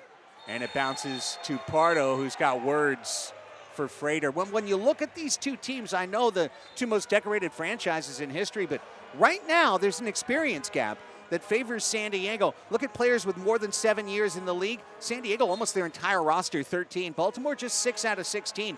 But the player games, 380 soccer's playoff player games to 163 for Baltimore. And 98 of those 163 are contained in 3 players, Pereira, Mello, and Diesel. Yeah, those guys have been around forever. I mean, when you say that, it said you seven rookies to the playoffs last night. That was a surprise to me to hear that because they seem so strong. So, one, that means it can mean 2 things. One, they are building for the future. And 2, they still have strong leadership with these guys. Tavoy only touched the ball right there. Wow. That's one I could even see from across the field. He touched the ball. The player, Silva, tripped. The whistle sounded. 4:35 left in the third quarter. Porch dancing in. Lays it off well. Pacheco is going to fire to the back post. Enrique couldn't get a toe on it, and Gutierrez cuts it out. Over the left shoulder of Charlie, and that allows Pacheco to get there. Those two were teammates in Ontario back in the day round the way. Omar now. Pereras and the Blast into that possession role again. Porch in the corner. Slides it out. Pacheco has to race over to his left to retrieve. Pereiras wants to sell a foul. He doesn't get it, and then the hand was up for Josh Wilkins for delay. Yeah, it's strange. I think they're saying that Victor was embellishing that a little bit, but I think Costa may have clipped the top of his foot enough for it to bother him. Didn't look like it was a fake, but it also didn't look like a foul worth calling, so one of those plays. Ruggles, Silky letting the ball go through his legs. Well defended Diesel to keep it away from Morgan. And now running right down the middle of the floor, it's Enrique laying it off Diesel. Diesel back post! Just missed. The connection wasn't there. Diesel's defense on Tavoy, full field up, layoff, across the mouth of the goal. Almost perfect. That would have been a great play from Diesel. Foul is going to go against San Diego and give the Blast a free kick here from the mid-wall. 18:26 total remaining in this match, 3:26 in the third quarter. San Diego holding Baltimore scoreless so far in the half. Wallace scores, gonna not change it. Spun away from Thompson. He had the ball right to him and the ball spun up his leg. Yeah, I think that Drew may cut the angle quick enough for him to not be able to wind up. Melo, Enrique. Can't say Baltimore's had no chances. They've had some opportunities along the way. Drew jumping on the steal. Can he get to it? Matthias Silva gets there first. Under 3 minutes to go in the third quarter. Silva, battle, won by Guevara there. Guevara then turns and hands it back off to Melo. Thompson now. Pee-wee and Guevara are wrestling in the back. Let's see what happens right here. Pee-wee gets the toe in. Pee-wee gets another toe in. Guevara spins him, beats him to the wall, and then the slide tackle of the ball by Pee-wee, and that was an entertaining match within the match right there. Yeah, it's not over. Foul called on the Blast. 2:21 left in the third quarter.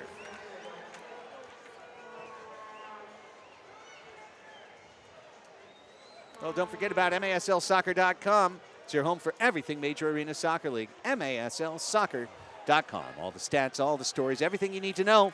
All of Joseph Reyna's columns. Joseph's been here last 3 days. Shout out. Content creator. Major Arena Soccer League. Read his stuff. MASLsoccer.com. 2 minutes and less in the third quarter. Morales with his step over. Wallace score a try. Sails past the head of Childs, who's on a hat trick tonight. Morales was looking for the boards to find Craig in the middle. It caught the lip and took a funny bounce. Serta cruising in, blocked by Pacheco, his pass attempt. Porch wheels out of there. Once he gets the ball, he gets going. Yeah, he's not afraid to dribble at you. Stolen through the middle for a moment by Morales. Comes over to Pereira, and there's 1:15 left in the third quarter. The impressive Frater, Kevon Frater. Foul called on Quintana. Quintana's like, no, he's hitting me. It's just a battle between two big, strong athletes. Christian says, that's 3 you've called on me, and I think I deserved none of them. Don't get a yellow, Christian. Yeah, we got to be smart with our fouls as we get into the fourth quarter. Both sides. I think Diesel had a couple early fouls called on him, but he's got that under control now. And now Don't do it. Don't do it, Quintana. Oh, Quintana's saying he got it on the face. I don't think Frater was throwing intentional elbows. I think Quintana was tight. He was kind of digging his hands up in his back. So it's just a physical play, if anything. Hey, I think Sockers fans are happy to have Quintana on their side, that's for sure. He got a little bit of a touch on that ball.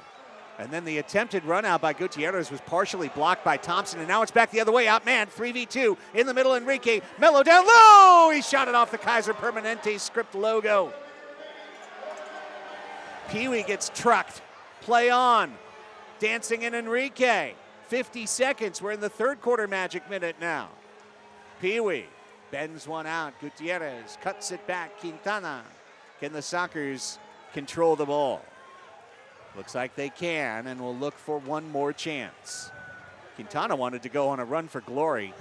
I think he's his RPMs are in the red right now based on those fouls that he thinks were hard done.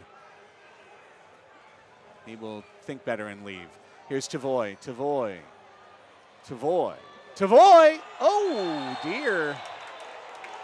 Takes the clip. He's in pain. Free kick coming San Diego. Baltimore wanted a dive there. Tavoy, Gimpy getting up. On this set pieces down low, the wall is such good position and hard to get around. You have to think that the option is Morales up top to the left. Yep. Just wide. Second try. Thompson, 7 seconds. Only 5 now. And this is how the third quarter will end, with 1 goal for San Diego. Craig Childs, his second, on a set piece, putting the Sockers up by 3. 15 minutes left in the Blast season unless they have an answer, and a quick one. Stay with us. Fourth quarter of the Ron Newman Cup Semifinals next on Golazo.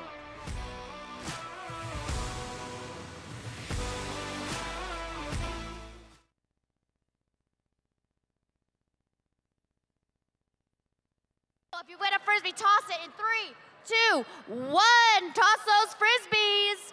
We didn't have a winner the last game, so right now there's $302 on the line. I want to give you that money so bad. Oh, do we have a winner? We got one. Woo! Woo! We got one. Are we going to have one sole winner? I feel it. I feel the energy. Ooh! Is that 2? Oh, we got 2. Oh, wow, that is a barrage of Frisbees. If you've got a Frisbee, you've got to toss it now or it's not going to count. Behind the back, under the leg, whatever works. Maybe do a little gritty. Kids, how am I doing? Good? Almost? Oh my gosh, there's Frisbees everywhere. Oh, we got 3. Holy moly, you guys. Were you guys practicing Frisbee tossing? This is the last Frisbee toss of the semifinals, so let's make it count. How are we doing on time? 5 seconds, my friends. If you've got a Frisbee, you got to toss it now. 5, 4, 3, 2, oh, 1. All right, here we go. If you have a blue Frisbee, 121, a yellow Frisbee, 310, or a yellow Frisbee, 320.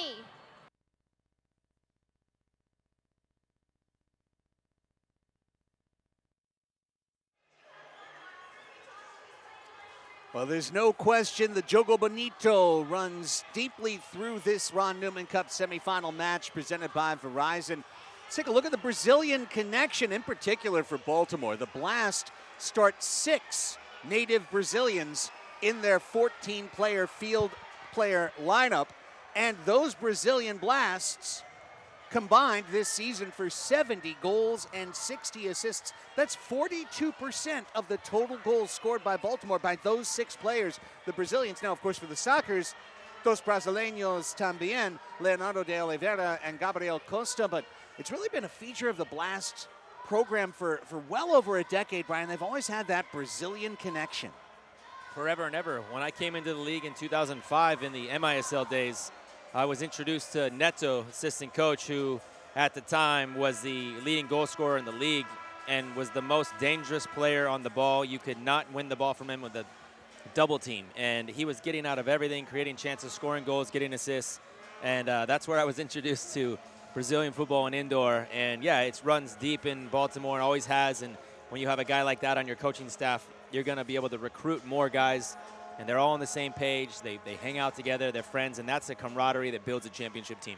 Eduardo Neto right next to David Bascombe on the Blast bench. And then you see the players, Brazilians around the league. They just find their way here. Pereiras is an example of that from the Tropics. The Tropics settled down, or shut down, I should say. He said, I'm going to settle somewhere familiar to me. And he went to Baltimore. Well, 15 minutes left. I'm willing to say it, so I will. Baltimore must score the next goal. Yeah, I think 7-3 versus 6-4 is so crucial for Baltimore right here. I've been in a lot of these fourth quarter tight games where the means so much. You know that San Diego is going to lock it in on defense. And so Baltimore needs to try to get this next one to keep it tight and try to do something towards the game, into the game. Keep in mind, the Blast semifinal wrapped up at 6:20 last night. They kicked off this one at 5:45, so less than 24 hours between final kick and first kick for Baltimore. San Diego played Friday night. Morgan just misses what might have been an early dagger in the side. Leo spins his man.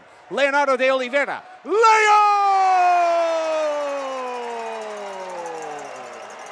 Goal!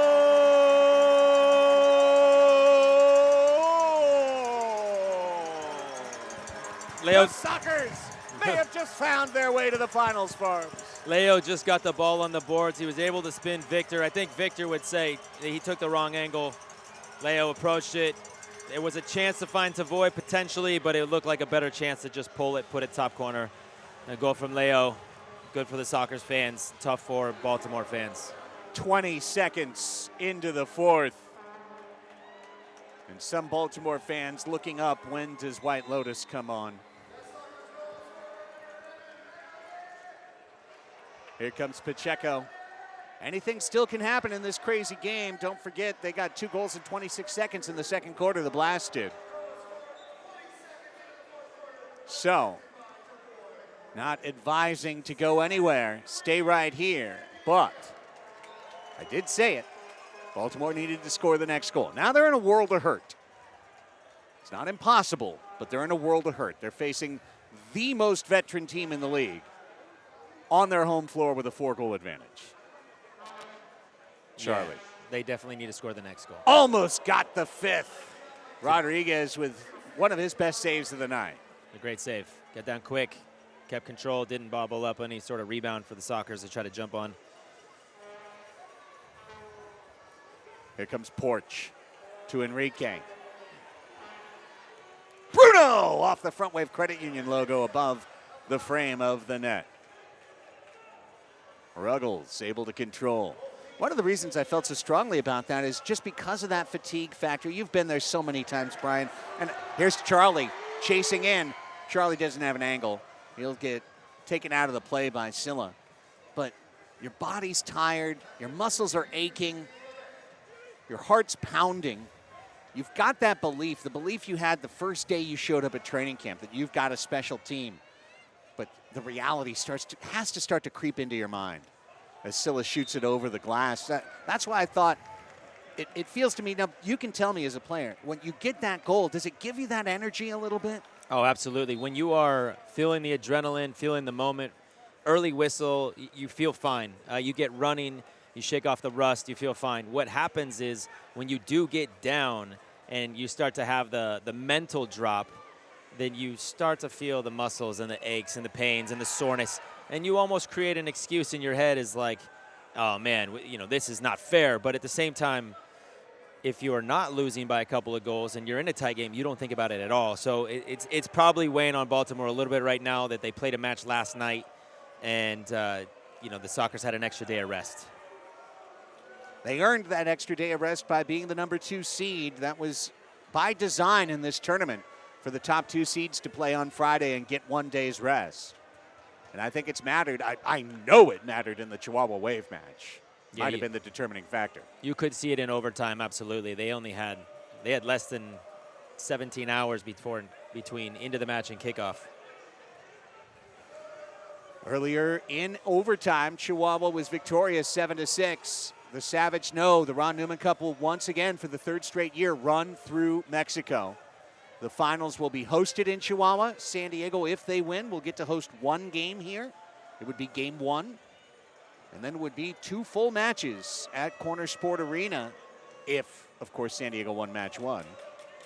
Chihuahua could always take it in a 2-match sweep. Thompson shoots it out of play with 11:46 left to go in the 4th quarter. I think he was looking for Melo at the back post, actually, and he just got underneath it a bit in this softer turf. A little different than the floor that Baltimore plays on back home. It's going to take an emotional moment to change this match and give Baltimore an opportunity. Right now, at this energy level, San Diego's going through. Yeah, you would have to think with 11 minutes, if Baltimore doesn't get one in the next minute or two to start to get some momentum going, it's going to just slowly phase out. That's when you start thinking about checking out at the hotel and, you know, haven't seen my wife in a while, all those thoughts. You know, they creep in, and you can't have that. You've got to stay locked into the moment. Thomas is locked in, trying to take it away from Leo. Hard to do. Aduado Neto's modern disciple, Leonardo de Oliveira, the way you can't get the ball away from him with a double team. Gabi Costa goes flying over the back of Omar, and that's an easy foul to call. Gabi has collected more fouls than goals so far this playoff. Under Review is the most controversial show in the MASL. If you disagree with the call tonight, don't talk to your friends about it. Listen to Ryan Sigich and Phil Levanko. They've got all the information every Friday on MASL TV on YouTube. Do you think they're going to have me as a guest on one of those episodes? I think you may make yourself a guest as a coup d'etat. Here's Pacheco. Enrique. Oh, high on the shot for Baltimore. They needed that one. And lucky bounce for Mitchell, and then off the crossbar. Everything's coming up Millhouse for San Diego right now. 6th attacker is out. 10:25 left, and this is it. This is do or die now. That was very unfortunate bounce for Baltimore. 2 in a row off the top, trying to get a chance to get one back. 6th attacker. Soccers have seen this many times. 6th attacker is prepared for a lot. They got their house style set up. They got their formation dialed in. They got their personnel on the line or on the field. It's going to be challenging to try to get back 4 goals right here. Well, 4th quarter, this is where Christian Gutierrez goal hunts at the top of that house. This is where so many of those goals come, as the 4th quarter for San Diego. Silla down low, Pacheco wall pass, easily read by Raymond. Got to get across the yellow line to shoot on net. Otherwise, it's a 3-line pass. Pardo lifts one out. If he can get it to Pee Wee, it's trouble for Baltimore. Here comes Pee Wee. Runners in. Gutierrez. Golden Gutierrez. He's done it again. Christian bags a brace.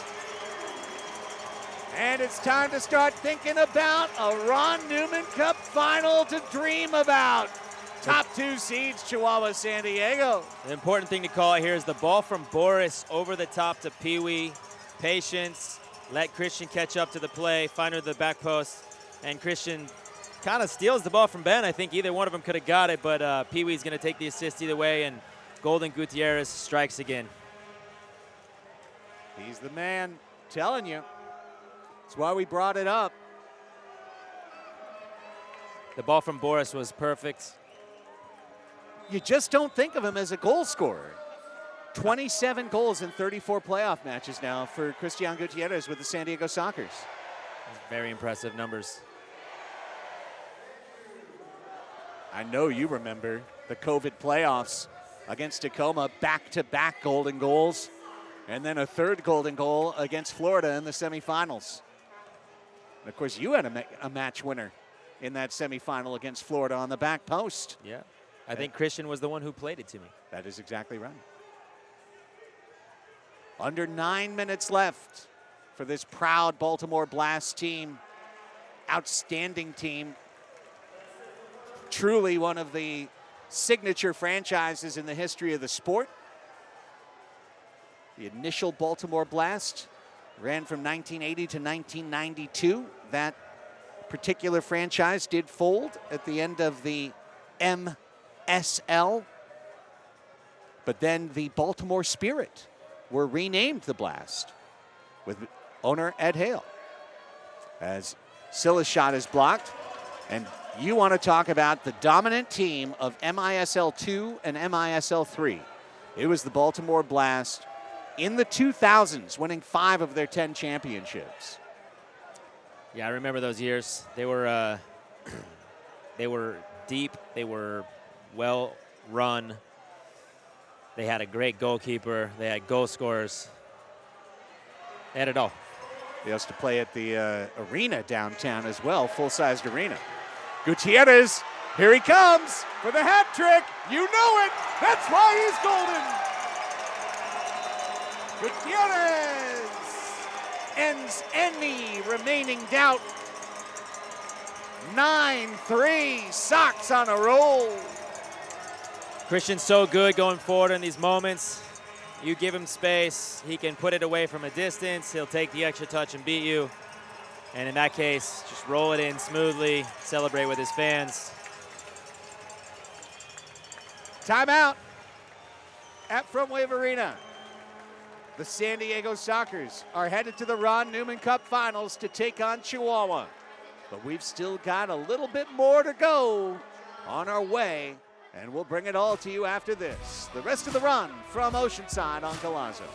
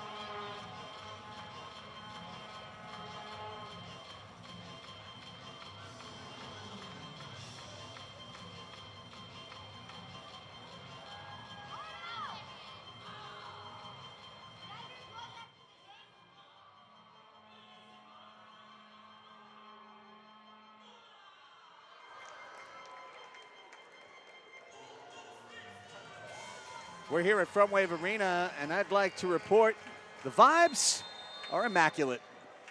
10 out of 10, no notes. 9-3, San Diego Sockers. Christian Gutierrez has a hat trick. He has the last 2, and sixth attacker continues. Mitchell Cardenas now. Mello blocks it away. Here comes Gutierrez. Puts it across for Cerda. Baltimore in a who cares type position, essentially. They're down 6. They don't care if they lose by 11 or if they come back. They just want to keep trying, and I respect that.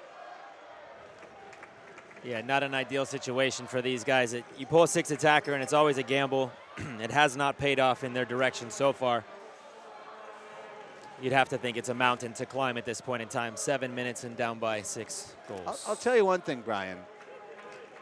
There were times in your prime that the Sockers were dynamite against six attackers, but last 3-4 years they weren't.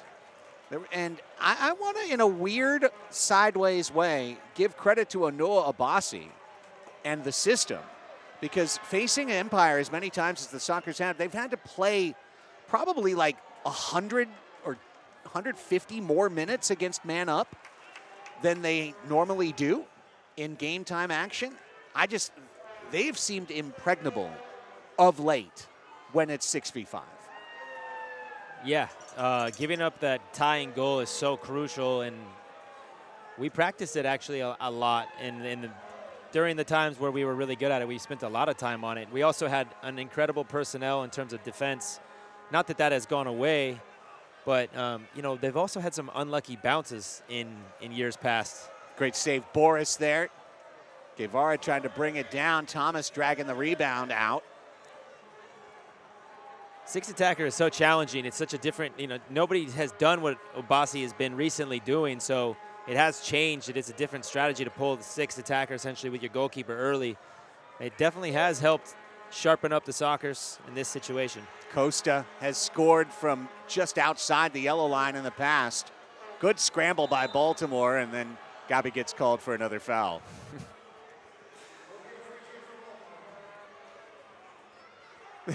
Terrible free kick by Baltimore, giving Costa the chance. Of course he'll do it, and score number 10. Oh, Marcilla, what are you doing, buddy? Costa score. There's honestly Costa right there. Kind of read it. He was walking away backwards, stuck his leg out, he's got a very big calf. Dropped it down to his right foot, and he took care of the rest. Yeah, that was an interesting play. He might have been too close, but they let it play. Good goal from Gabi. Gabriel Costa, his second of the playoffs, first of the night. 3 versus 6 attacker goals at 5:28, 7:14, and 9:35. And Julian Rodriguez is back out there as we will walk this time out and wrap this one up. Some of the fans getting an early break for their Monday morning work, filing out of Frontwave Arena. Supporters getting fired up by Sonny, the Sockers mascot, behind Boris Pardo in the western goal. Celebration. And that's picked up by Boris. Talk about being a soccer city, Brian. Another 30,000 at Snap last night. A 3-0 win for SDFC over Sounders. Now here, Sockers into the Ron Newman Cup Finals. Wave, a rebuilt team in NWSL. They draw 15,000, 18,000 a game. This is one of the soccer hotbeds in the United States of America, and I think a little underreported as such. Yeah, it's always been there. It's such a cool community. There's so much youth soccer here.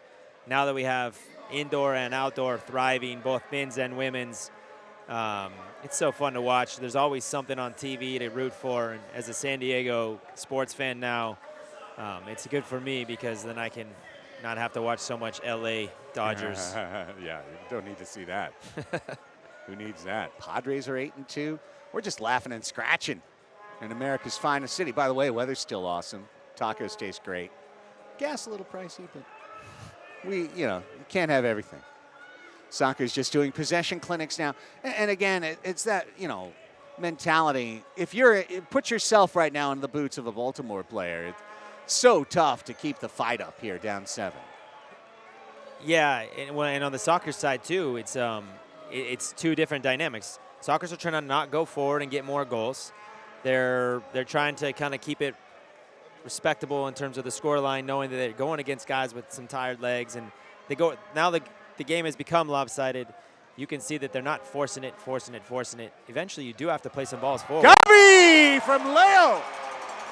It was just too delicious not to take off of the tray and sink your teeth into the dessert of the 11th goal for San Diego. So right as I'm saying that, Leo plays a perfect through ball to Costa. Quick one-touch turn, right foot, bottom corner goal.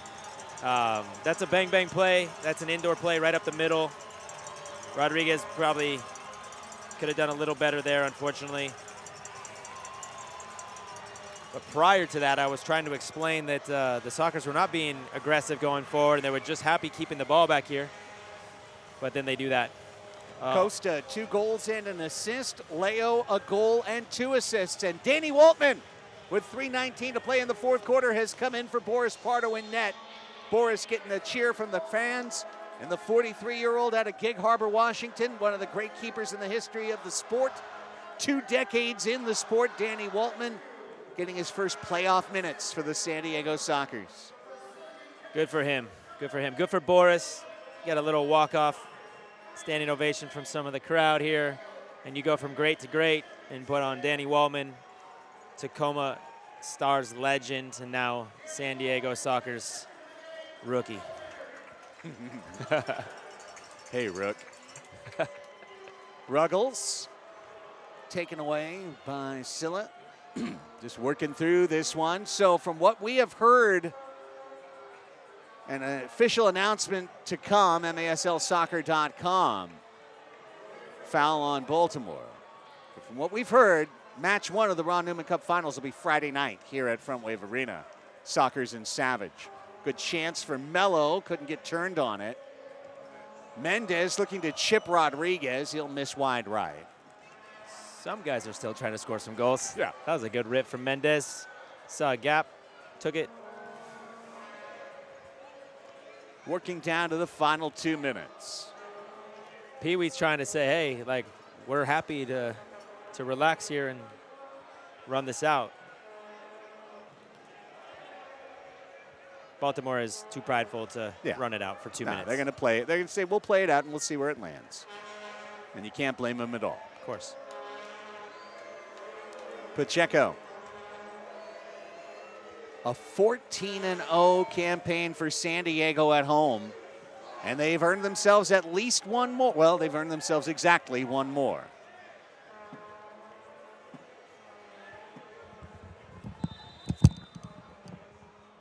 And a whistle.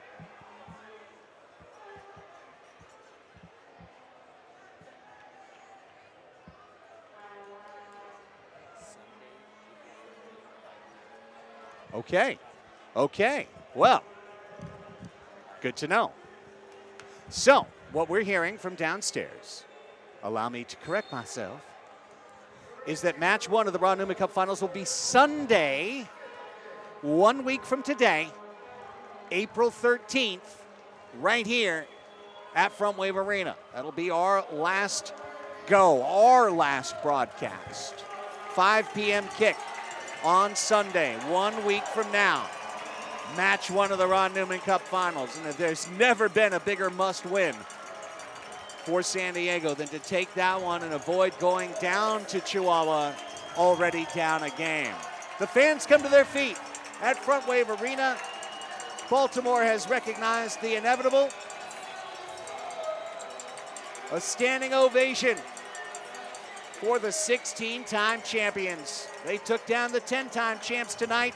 San Diego has never lost to Baltimore, MISL or MASL in a playoff. It's been only San Diego. The Savage watching and waiting. Pleasantries being established. Phil Salvaggio ready to jump out on the floor because the rest of it's academic. The San Diego Sockers have held home court during these quarter and semifinals. And they have punched a trip to the Ron Newman Cup Finals. Here we go, full time from Frontwave Arena. Sockers 11, Baltimore 3. Savage Sockers, the fourth straight year. Meeting with elimination on the line this time. The winner will hoist a cup. We can't wait. It's just a week away.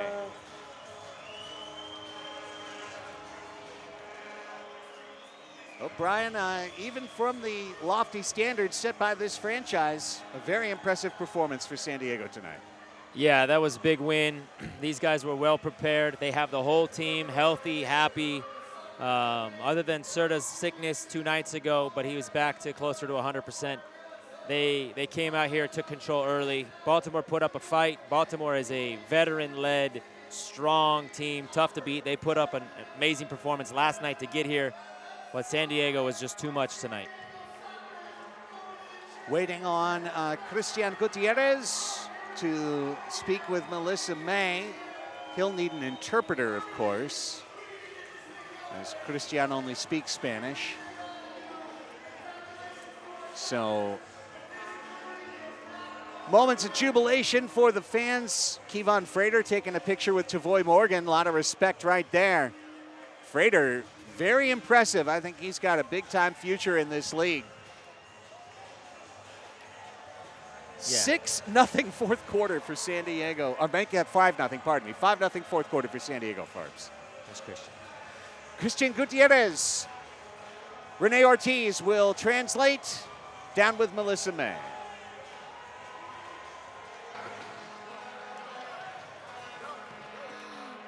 All right, Christian, our man of the match. We are breaking in your new home at Frontwave Arena quite well, still undefeated at home. How were you able to be so dominant tonight?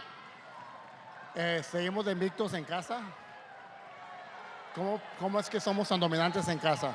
Sí, pues creo que nos hemos adaptado bien a la cancha y pues tenemos que hacer pesar la cancha con nuestra gente y creo que lo hemos demostrado.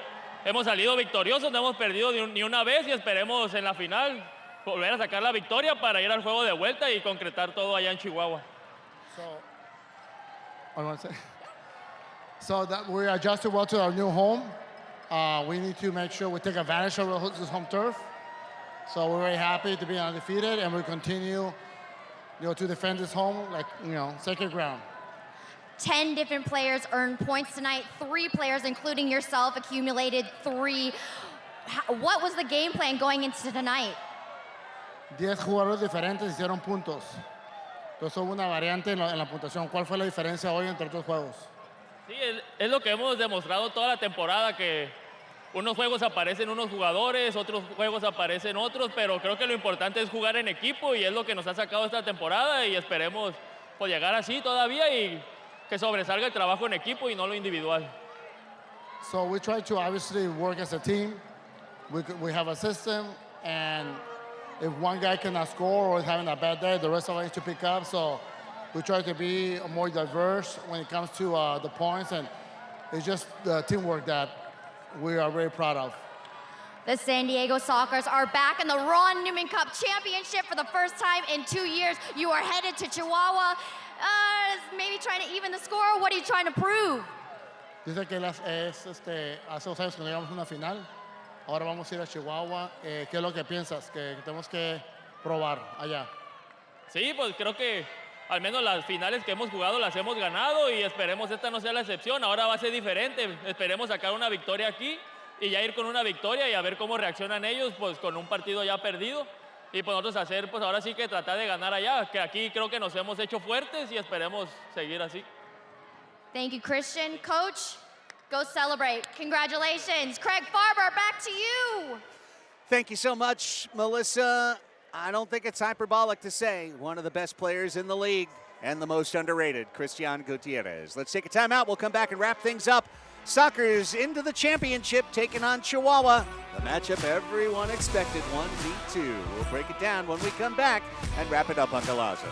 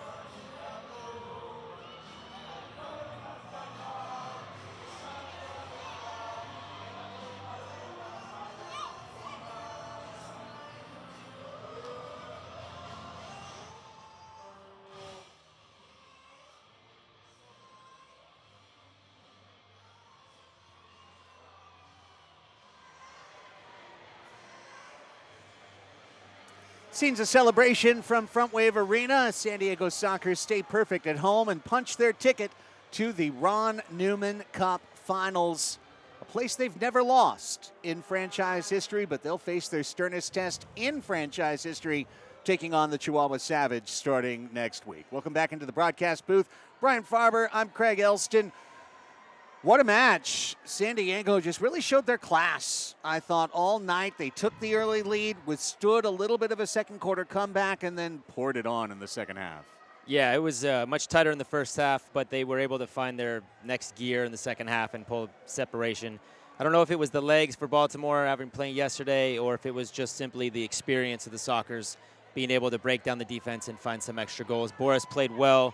Rodriguez played well, but I think the Sockers were able to find a few more chances and put them away and help separate it. Let's take a look at the second half highlights now. In case you missed any of the action, it's all Sockers goals.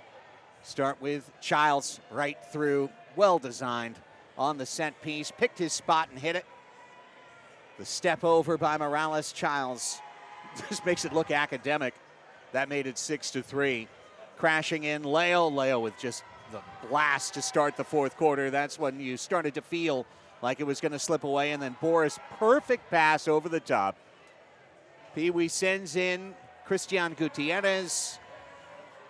The sixth attacker was just a disaster for Baltimore. One goal after another being poured in. Here's Costa making a mockery of the final score, essentially. And then the last one, Leo just couldn't let up. He had Route 1 right there available to him, to Gabi Costa. Costa gets a brace. 2 goals, 1 assist for Gabriel Costa. A goal, 2 assists for Leo. Hat trick for Christian Gutierrez. 2 goals for our man Craig Childs.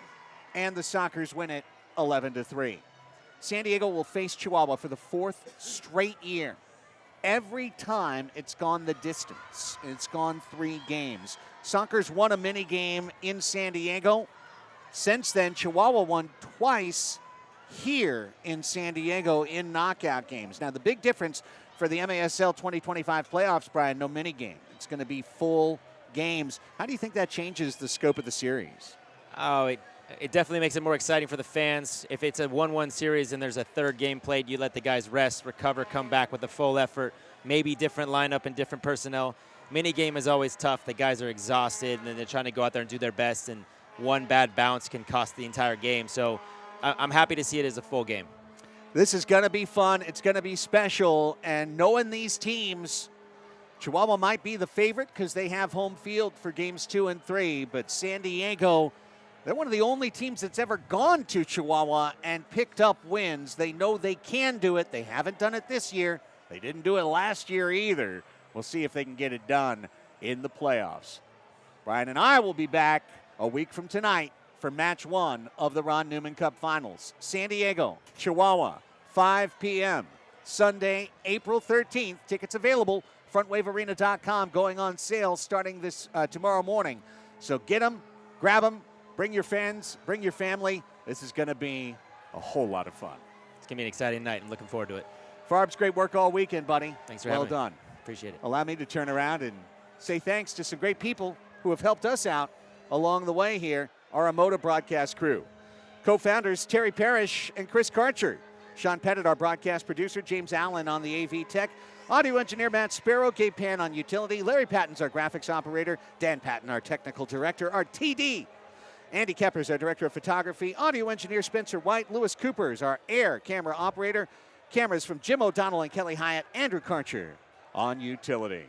That does it for us.